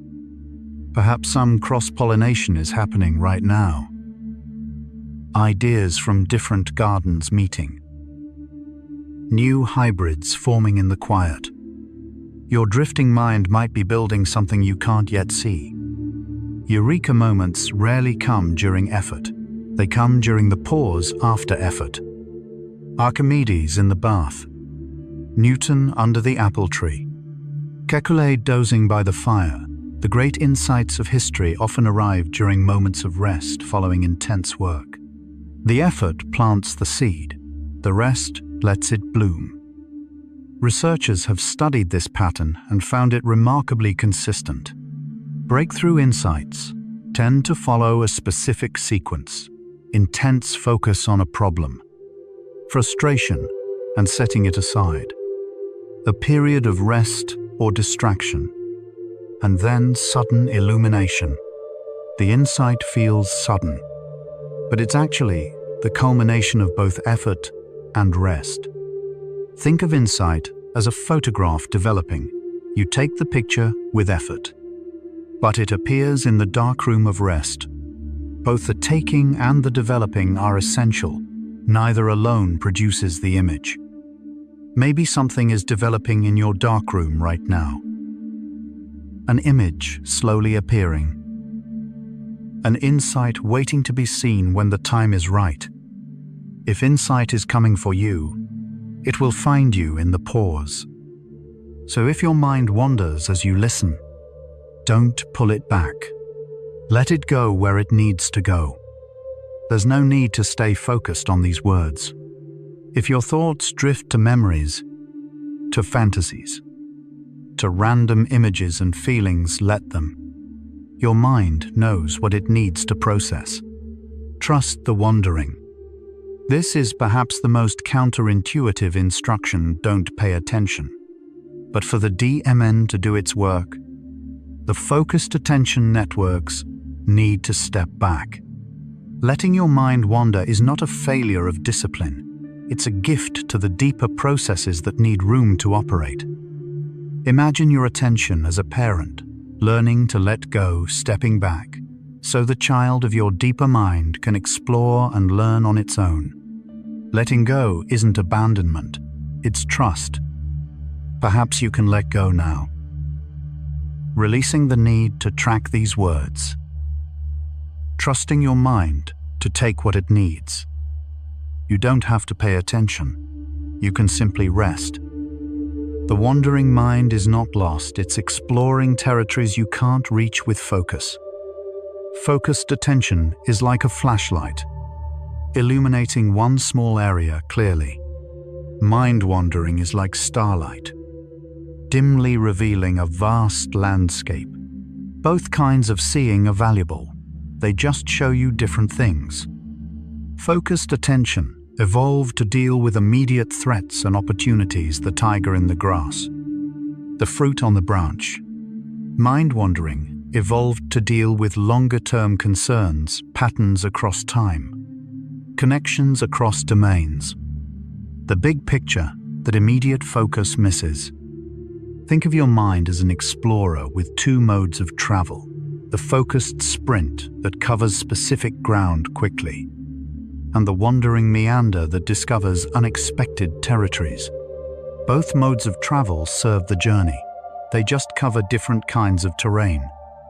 Maybe your mind is meandering now, covering terrain that the focused sprint would miss, discovering territories you couldn't reach by running. Let your mind wander where focus cannot go. Trust your brain to know what it needs to process. It's been doing this your whole life. You don't have to manage your unconscious mind. It's been running successfully since before you could speak, handling the enormous complexity of being human without your conscious involvement. It knows what it's doing. The unconscious mind processes millions of bits of information per second. Compared to the conscious mind's mere dozens, it runs your body, manages your memories, generates your emotions, and solves problems in the background, all without your awareness or direction. It's been doing this job successfully since you were born. Imagine your unconscious mind as a vast, competent staff that runs the household of your being while you, the conscious mind, focus on a few small tasks. You don't need to manage them. They were here before you arrived and know the house better than you ever will. Perhaps you can trust that staff now, letting them do their work, knowing the household is in good hands. You can trust what's happening beneath the surface. The drifting thoughts you have right now are not distractions, they're destinations. Each thought that floats by, however random it seems, is your mind visiting something it finds relevant. The memories, images, and feelings that arise unbidden are not interruptions, they're the content of your mind's natural processing. Random-seeming thoughts are rarely truly random. Research shows that the content of mind-wandering is typically related to current concerns, unfinished business, or emotional material that needs processing. What feels like noise is often signal. What seems random is often meaningful. Think of drifting thoughts as letters being delivered to your conscious awareness, each one addressed by your unconscious mind. Each one containing something it considers relevant. You don't have to read them all, but they're not junk mail. Maybe some letters are arriving now. Thoughts floating by like deliveries. Each one sent by some part of you for some reason. Wherever your thoughts go, they're going somewhere meaningful. Your mind knows when to wander and when to rest. Tonight, perhaps it's ready for both. The mind has its own rhythms, its own sense of what it needs. Sometimes it wants to wander, sometimes it wants to simply stop. Tonight, it might do both, or neither, or something in between. Whatever it does, it knows the way. The balance between mind wandering and mental stillness shifts naturally through the night. Early in rest, the mind may wander actively, processing the day. Later, it may grow quieter, settling into deeper stillness. Your mind will find its own rhythm, its own balance. Imagine your mind as a traveler who knows the journey well, sometimes walking briskly, sometimes pausing to rest, always knowing intuitively what the moment requires. You don't need to direct the journey. You can simply be a passenger. Perhaps you can be a passenger now, letting your mind find its own rhythm, trusting it to know what it needs. You can trust your mind to find what it needs in the quiet. In ancient China, there was a concept called Wu Wei, the art of effortless action. Wu Wei doesn't mean inaction or laziness. It means acting without forcing, moving without straining, accomplishing without struggling. It's the water that finds its way around rocks, the reed that bends in the wind rather than breaking. The Taoist sages who developed this concept observed nature carefully, noticing that the most powerful forces often operated without apparent effort. Water wears away stone, not through force, but through persistence. Trees grow not by straining, but by yielding to their own nature. Wu Wei is the recognition that sometimes the most effective action is the one that doesn't feel like action at all. Imagine yourself as water tonight, not pushing against obstacles, but flowing around them, not forcing your way to sleep, but finding the path of least resistance toward rest. Perhaps you can feel that quality of water in your body now, the willingness to flow rather than force, the softness that is also a kind of strength. Tonight, you're practicing Wu Wei simply by resting. Wu Wei doesn't mean doing nothing. It means doing nothing extra, nothing forced. There's a difference between doing nothing and not forcing. Wu Wei is the art of letting things happen naturally, of not adding unnecessary effort or resistance. Rest is not Wu Wei, but the permission to rest might be. The distinction is subtle but important. Wu Wei doesn't mean passivity or withdrawal. It means aligning with the natural flow of things, rather than fighting against it.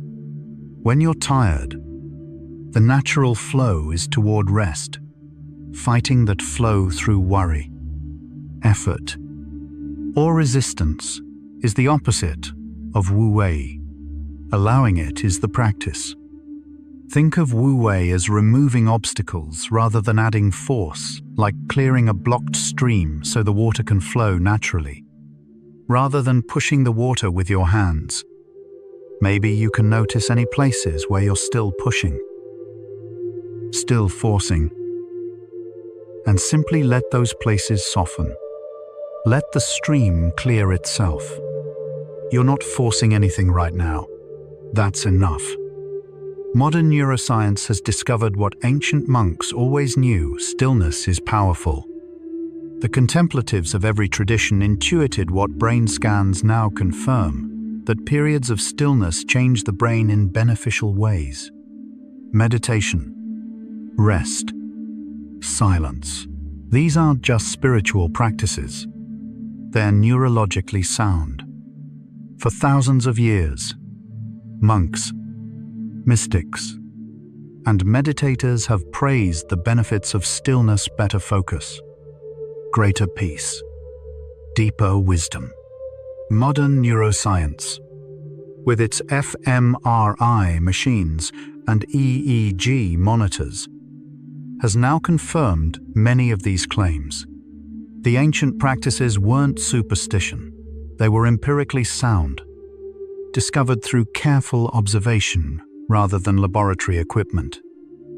Imagine the ancient meditators and the modern neuroscientists as travelers who reach the same destination by different routes, one through inner exploration, one through external measurement. Both arrived at the same truth: stillness matters.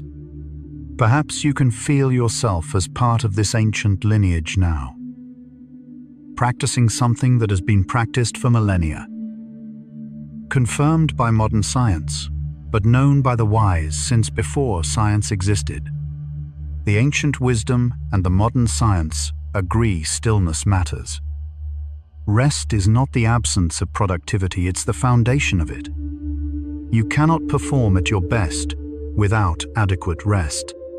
Sleep deprivation impairs judgment, creativity, and emotional regulation.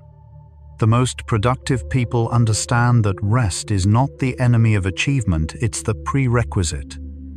Studies consistently show that people who get adequate sleep outperform those who don't on tests of creativity, on measures of emotional intelligence, on assessments of decision-making quality. The busiest, most successful people often prioritize rest precisely because they understand its relationship to performance. Rest isn't what you do when the work is done. It's what makes the work possible. Think of rest as sharpening the axe. The time spent not chopping is what makes the chopping efficient. A dull axe works harder and accomplishes less. Rest keeps your blade sharp. Maybe you can reframe this rest now. Not as time stolen from productivity, but as time invested in it. The sharpening that makes tomorrow's work possible.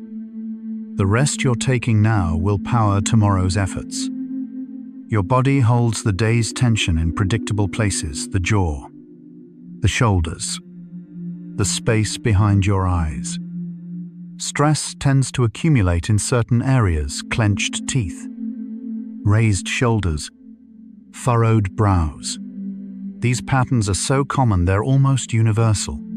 The body has its habitual ways of carrying tension. Researchers have mapped these tension patterns, finding remarkable consistency across cultures and individuals.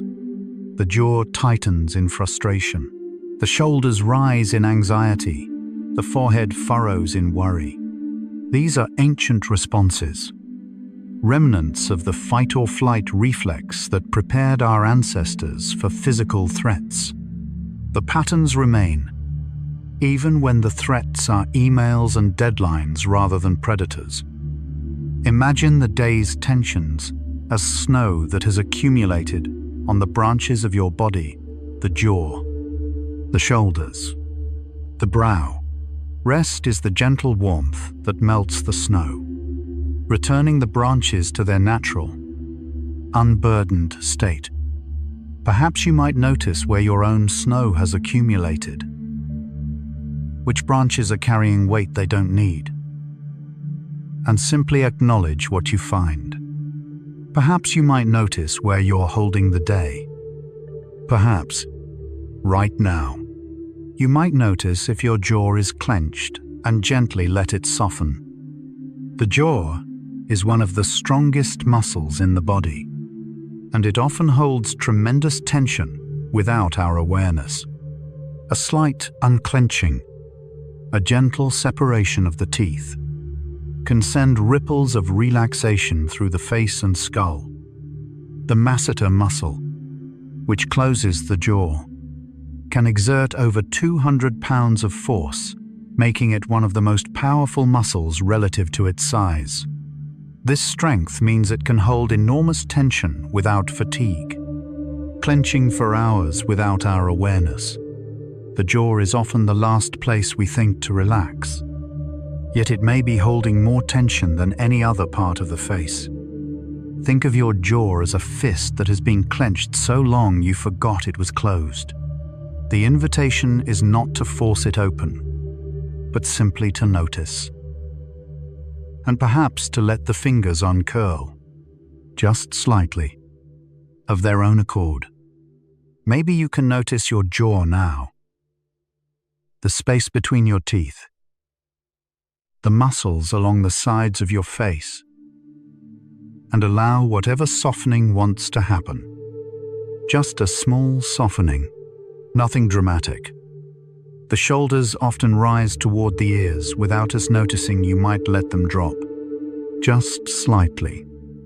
When stressed, we tend to hunch, as if protecting ourselves from some imagined blow. The shoulders creep up, the neck shortens, the upper back tightens. Letting them drop even a centimeter can release surprising amounts of tension. The shoulder-raising response is part of the startle reflex, an ancient protective mechanism that shields the vulnerable neck. In chronic stress, this temporary protective posture becomes habitual, the shoulders gradually creeping upward over hours or days. Most people are surprised by how much tension they're carrying there until they consciously release it. Imagine your shoulders as birds that have been perched too high, wings tensed for flight. The invitation is to let them settle onto a lower branch, to let the wings fold, to let the vigilance soften into rest. Perhaps you can notice your shoulders now, how high they are, how much tension they're carrying, and invite them, gently, to descend just a little, just a small release. Whenever you're ready, these small relaxations send signals to your brain we are safe. We can rest now. The body and brain are in constant communication. When muscles relax, the nervous system interprets this as a sign of safety. Physical relaxation becomes emotional relaxation, becomes mental relaxation. The body leads, the mind follows. This body-to-brain signaling is called the peripheral theory of emotion, the idea that our physical state influences our emotional state, not just the other way round. When you relax your muscles, your brain receives signals of safety and calm. When you tense them, your brain receives signals of threat. You can hack this system deliberately, using physical relaxation to induce mental calm. Think of your muscles as messengers, constantly sending reports to headquarters about the state of affairs. When you consciously relax them, you're sending a message, all clear. No threats detected. Permission to stand down. Maybe you can feel those messages being sent now. The muscles reporting safety. The brain receiving the all clear. Your body is telling your brain it's safe. Your brain is listening. Your body is always listening to your posture, your breath, your muscle tension, and responding. This is called interoception, the brain's awareness of the body's internal state. When your posture is tense, your brain assumes there's danger. When your breath is slow, your brain assumes there's peace. The body shapes the mind's landscape. Interoception is sometimes called the eighth sense, the sense that monitors what's happening inside your body. Heart rate, breath rhythm, muscle tension, gut feelings. All of this information flows constantly to the brain, shaping your emotional state without your conscious awareness. People with strong interoceptive awareness tend to have better emotional regulation. They can feel their body's signals and respond appropriately. Imagine your body as an instrument that your brain is constantly reading, like a pilot monitoring gauges. Each gauge breath, heart, muscles tells the brain something about the current situation. By adjusting the gauges deliberately, you can change what the pilot perceives. Perhaps you can feel your own gauges now, what they're registering. And know that by adjusting them gently, you're communicating with your brain. Your body's quiet signals are shaping this moment. A single deep breath can shift your nervous system from alert to calm in seconds. The breath is one of the few bodily functions that is both automatic and voluntary. You can use this to your advantage. A slow, deep breath activates the parasympathetic nervous system, telling your body that all is well. The vagus nerve, that wandering messenger of calm, is directly influenced by the breath. When you exhale slowly, the vagus nerve is stimulated, triggering the relaxation response. This is why every relaxation technique, from meditation to childbirth preparation, emphasizes slow, deep breathing. The breath is a direct line to the nervous system's control panel. Think of your breath as a volume knob for your nervous system. Fast, shallow breathing turns up the alert system. Slow, deep breathing turns it down. You have your hand on that knob right now. Maybe you can take a breath now. Not forced, not dramatic, just a little slower, a little deeper than usual, and feel the shift it creates. One breath, that's all it takes to begin the shift. You don't have to do this perfectly. There is no perfect way to rest. If you're worried about whether you're relaxing correctly, you're adding unnecessary stress. There's no right or wrong way to rest. No technique you have to master. Simply being here, listening, is enough. Perfectionism about relaxation is its own kind of tension, the ironic stress of trying to de-stress correctly. Let go of that too. There's no exam at the end of this, no grade, no certificate of proper relaxation. However you're doing this, you're doing it fine. Imagine rest as a conversation with a friend who accepts you exactly as you are. No need to perform, no need to impress, no need to get it right. Just being together is enough. Perhaps you can release any pressure to do this correctly now. Any worry about whether you're relaxing the right way. And simply be here. However you are, however you're doing this, you're doing it right. The present moment is the only place rest can happen, not in the past, not in the future. You can't rest in memories of yesterday or anticipations of tomorrow. Rest only exists now, in this moment, in this breath. The wandering mind can visit other times, but the resting body can only be here. Anxiety is often described as living in the future, depression as living in the past. Rest requires living in the present, the only moment that actually exists. The only moment where your body actually is. The mind can time travel, but the body is always here, always now. Think of the present moment as the only room where rest lives. You can peer through the windows at past and future, but you can only sleep in the room you're actually in. Maybe you can come more fully into this room now. This moment. This breath. The only place where rest is possible. Right here is where rest lives. When you anchor yourself in now, the stress hormones of yesterday and tomorrow lose their grip. Anxiety often comes from projecting into the future, regret from dwelling in the past.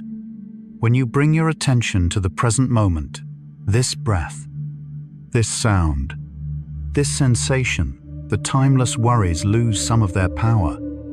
Cortisol, the stress hormone, responds to perceived threats, but it can't distinguish between real threats and imagined ones.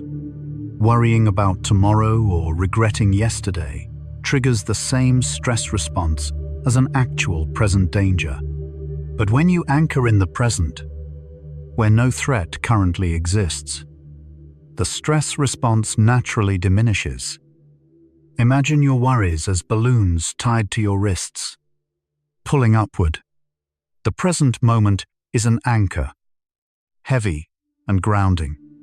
When you hold the anchor, the balloons can still float, but they can't carry you away. Perhaps you can feel that anchor now. The weight of the present moment, the grounding sensation of being exactly here, exactly now, right now. There is only now, and now is peaceful. This moment, right here, is enough. You don't need to be anywhere else. The restless mind always wants to be somewhere else, someone else. But this moment contains everything you need to rest. You don't have to achieve anything, solve anything, become anything. You can simply be. The enoughness of this moment is easy to miss. The mind is trained to seek more, better, different. But right now, in this moment, nothing is lacking. Everything required for rest is present: a body, a breath, a quiet space. Nothing else is needed. Think of this moment as a complete meal, not an appetizer. Nothing more is coming, nothing more is needed. This is the main course presence. Breath, stillness. It's enough to nourish you completely. Maybe you can feel the completeness of this moment now. The sufficiency of what's here. The recognition that nothing is missing. Here is enough. Now is enough. Rest is not laziness, it's maintenance. It's how you take care of the machine that is you. We don't call a car lazy for needing oil changes, or a garden neglected for needing water. Bodies and minds require regular maintenance, and rest is part of that care. Taking time to recover is not weakness, it's wisdom. The human body is the most complex machine in the known universe. Trillions of cells, billions of neurons, millions of processes happening every second. Such a machine requires maintenance fuel, repair time, cleaning cycles. Rest isn't indulgence, it's essential maintenance for the most sophisticated system in existence. Imagine yourself as a priceless instrument, a Stradivarius violin, a masterpiece of evolution. Such an instrument deserves care, attention, protection. Rest is how you care for this irreplaceable instrument. Perhaps you can feel respect for the instrument of your body now. Gratitude for its complexity. Commitment to its maintenance. You're maintaining yourself tonight. That's responsible, not lazy. Athletes know this recovery is when growth happens. The same is true for your mind. Muscles don't grow during exercise, they grow during the rest periods between exercises. The same principle applies to mental and emotional capacity. Growth happens in the recovery phase, not the effort phase. When you exercise, you're actually creating tiny tears in muscle fibers. It's during rest that these tears are repaired and reinforced, making the muscles stronger than before. The same principle applies to learning and emotional development. The consolidation and integration happen during rest, not during the active engagement. Think of yourself as an athlete in training, not just for physical endeavors, but for the marathon of life. Your rest tonight is training too. The recovery phase, when growth actually happens. Maybe you can feel yourself in training now. Not pushing through another rep, but recovering. Growing. Preparing for whatever tomorrow requires. Tonight, you might be growing in ways you can't see. Doing nothing takes courage in a world that rewards constant doing. In a culture addicted to productivity, choosing to rest is almost rebellious. It requires trusting that your worth is not measured by your output, that you deserve rest simply because you exist. That takes a kind of quiet courage. We live in a culture that valorizes busyness, that treats exhaustion as a badge of honor, that whispers that your value is measured by your productivity. To rest in such a culture is a quiet act of resistance, a declaration that you are more than what you produce, that your worth is inherent, not earned. Imagine rest as a revolutionary act, a refusal to reduce yourself to a production unit, a declaration that you are a human being, not a human doing. Perhaps you can feel that quiet courage now. The bravery of choosing rest in a world that demands doing. The revolutionary act of simply being. You're being brave tonight, whether it feels like it or not. But the bravest thing you can do sometimes is simply stop and let yourself be still. The world will always offer more to do, more to worry about, more to achieve. Choosing to stop, even temporarily, is an act of trust. Trust that the world will continue without your constant effort. Trust that you'll still be worthwhile after you rest. Stopping requires faith, faith that the sky won't fall, that the important things will still be there tomorrow, that your worth isn't contingent on constant motion. This faith is often rewarded. The world usually does continue spinning without our frantic efforts to keep it turning. Think of stopping as stepping off a merry-go-round that will be there when you're ready to return. The ride continues. You can rejoin it whenever you want. But for now, you're allowed to step off and stand on solid ground. Maybe you can feel that solid ground now. The stability of stopping. The trust that the ride will wait. You've stopped. That's enough for now. Your muscles remember tension, but they also remember relaxation. Tonight, you're reminding them. The body has memory.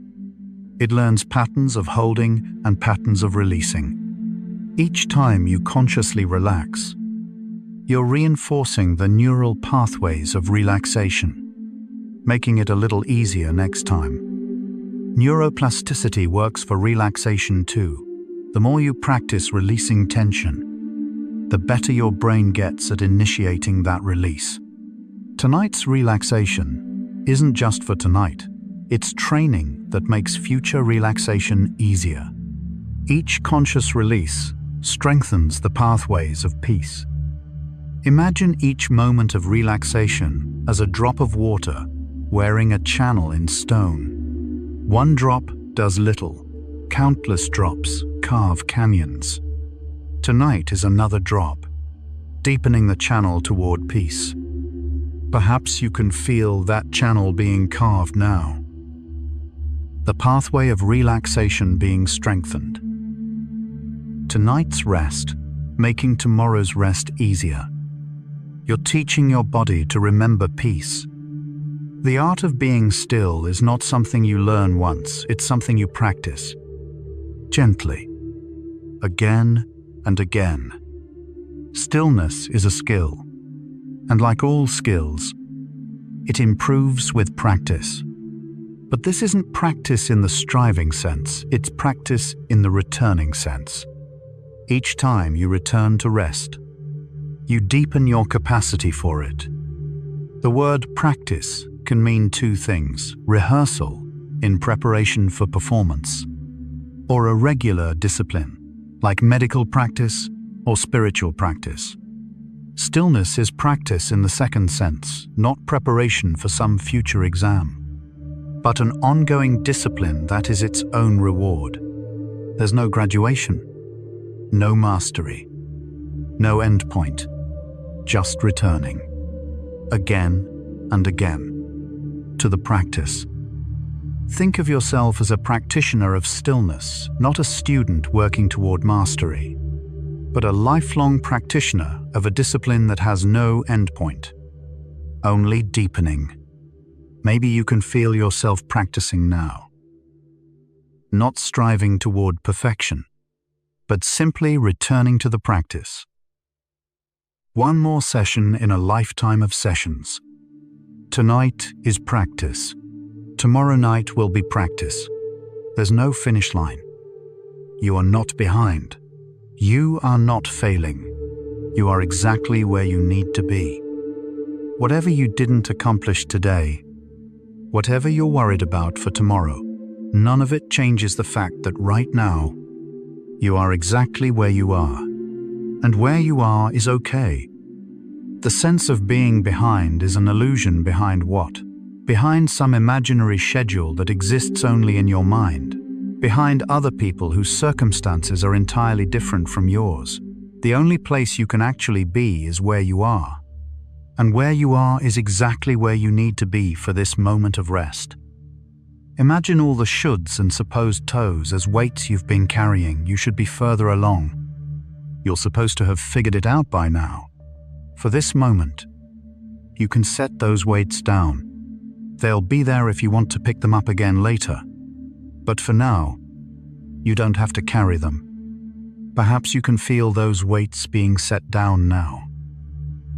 The pressure to be somewhere else, someone else, released, just for this moment. There's nothing to catch up on tonight. You're here, that's enough. The stillness you feel right now is not empty, it's full of everything your brain needs. The quiet around you might feel like absence, but it's actually presence, the presence of conditions that allow your brain to do its healing work. What seems like nothing is actually everything your mind requires. The stillness contains multitudes, neurogenesis, memory consolidation, emotional processing, creative incubation. All of this is happening in the apparent emptiness. The nothing is actually everything, disguised in the costume of absence. Think of stillness as a treasure chest that looks empty until you know how to see what's inside. To the casual observer, it's just a box. To the one who understands, it's full of gold. Maybe you can sense the fullness of the stillness now. The treasure hidden in what looks like nothing. the richness of this apparent emptiness. The stillness is rich with what you need. Permission to rest is not something you have to earn. It's something you already have. You don't need to achieve a certain amount to deserve rest. You don't need to work yourself to exhaustion before you're allowed to stop. The permission is yours, unconditionally, simply because you're human. Rest is a biological necessity, not a reward for productivity. You don't have to earn the right to breathe, or eat, or sleep. These are requirements of being alive, not prizes for good behavior. The permission to rest is as fundamental as the permission to exist. Imagine permission as a gift that was given to you at birth along with your first breath. You received permission to rest when you need it. You've always had it. You don't need to earn it now. Perhaps you can feel that original permission now. The birthright of rest. The gift you've always had but may have forgotten. You have permission. You've always had permission. Perhaps the most productive thing you can do right now is nothing at all. In this moment, striving would be counterproductive. Planning would be unnecessary. Worrying would be wasteful. The most valuable thing you can do with this time is simply to let it pass in stillness. This is the paradox of productive rest. The way to get the most out of this time is to stop trying to get anything out of it. The benefits, the healing, the consolidation, the renewal happen automatically when you stop interfering. Your job is simply to create the conditions and then get out of the way. Think of yourself as a farmer who has planted seeds and watered the soil. Now the most productive thing is to step back and let the growing happen. Checking the seeds every 5 minutes doesn't help them grow. It only disturbs the process. Maybe you can step back now, letting the growing happen, trusting the process that needs no supervision. Doing nothing is exactly what this moment calls for. And so, as this journey of stillness comes to a close, remember you are allowed to simply be. You don't have to become anything tonight. You don't have to solve anything or prove anything or achieve anything. You are allowed to simply exist, to simply rest, to simply be. That has always been enough. The permission to simply be is perhaps the deepest permission of all permission to exist without justification, to take up space without apology, to rest without earning it. You are enough, not because of what you do, but because of what you are. And what you are is a human being who deserves rest. Imagine simply being as returning to your original nature before all the roles and responsibilities, before the expectations and obligations. There was just you, simply being. That original you is still here, still allowed to simply exist. Perhaps you can return to that original simplicity now. The you before all the complications. The being beneath all the doing. You are allowed to simply be.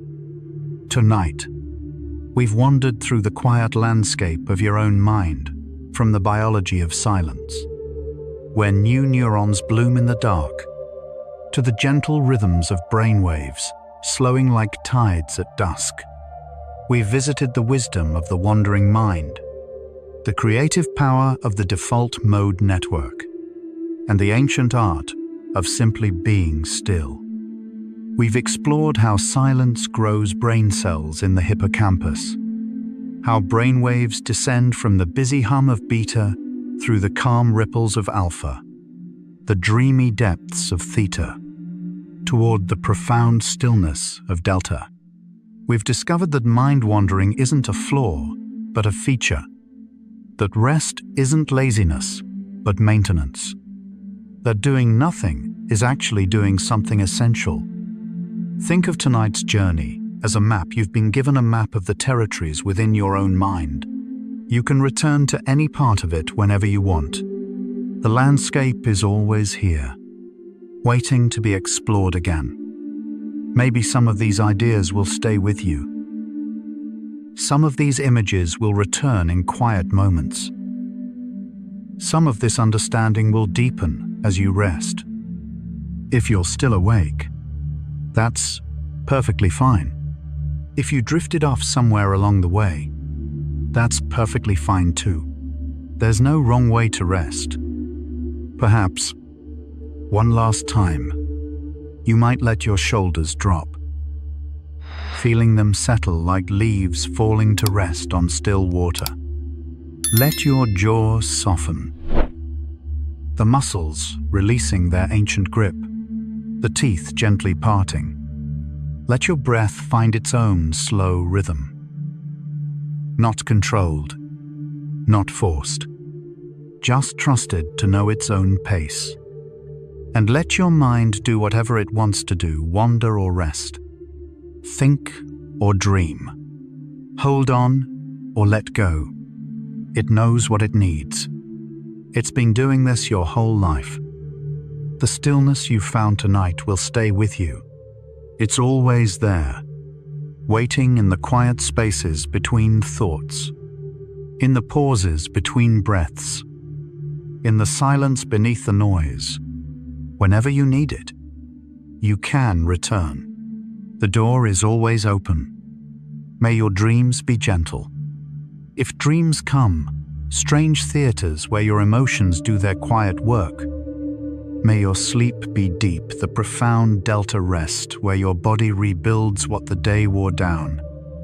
And may you wake tomorrow feeling just a little more whole, a little more rested, a little more at peace with the simple act of being alive. The night holds you now. You can let go. Good night, sleepy soul.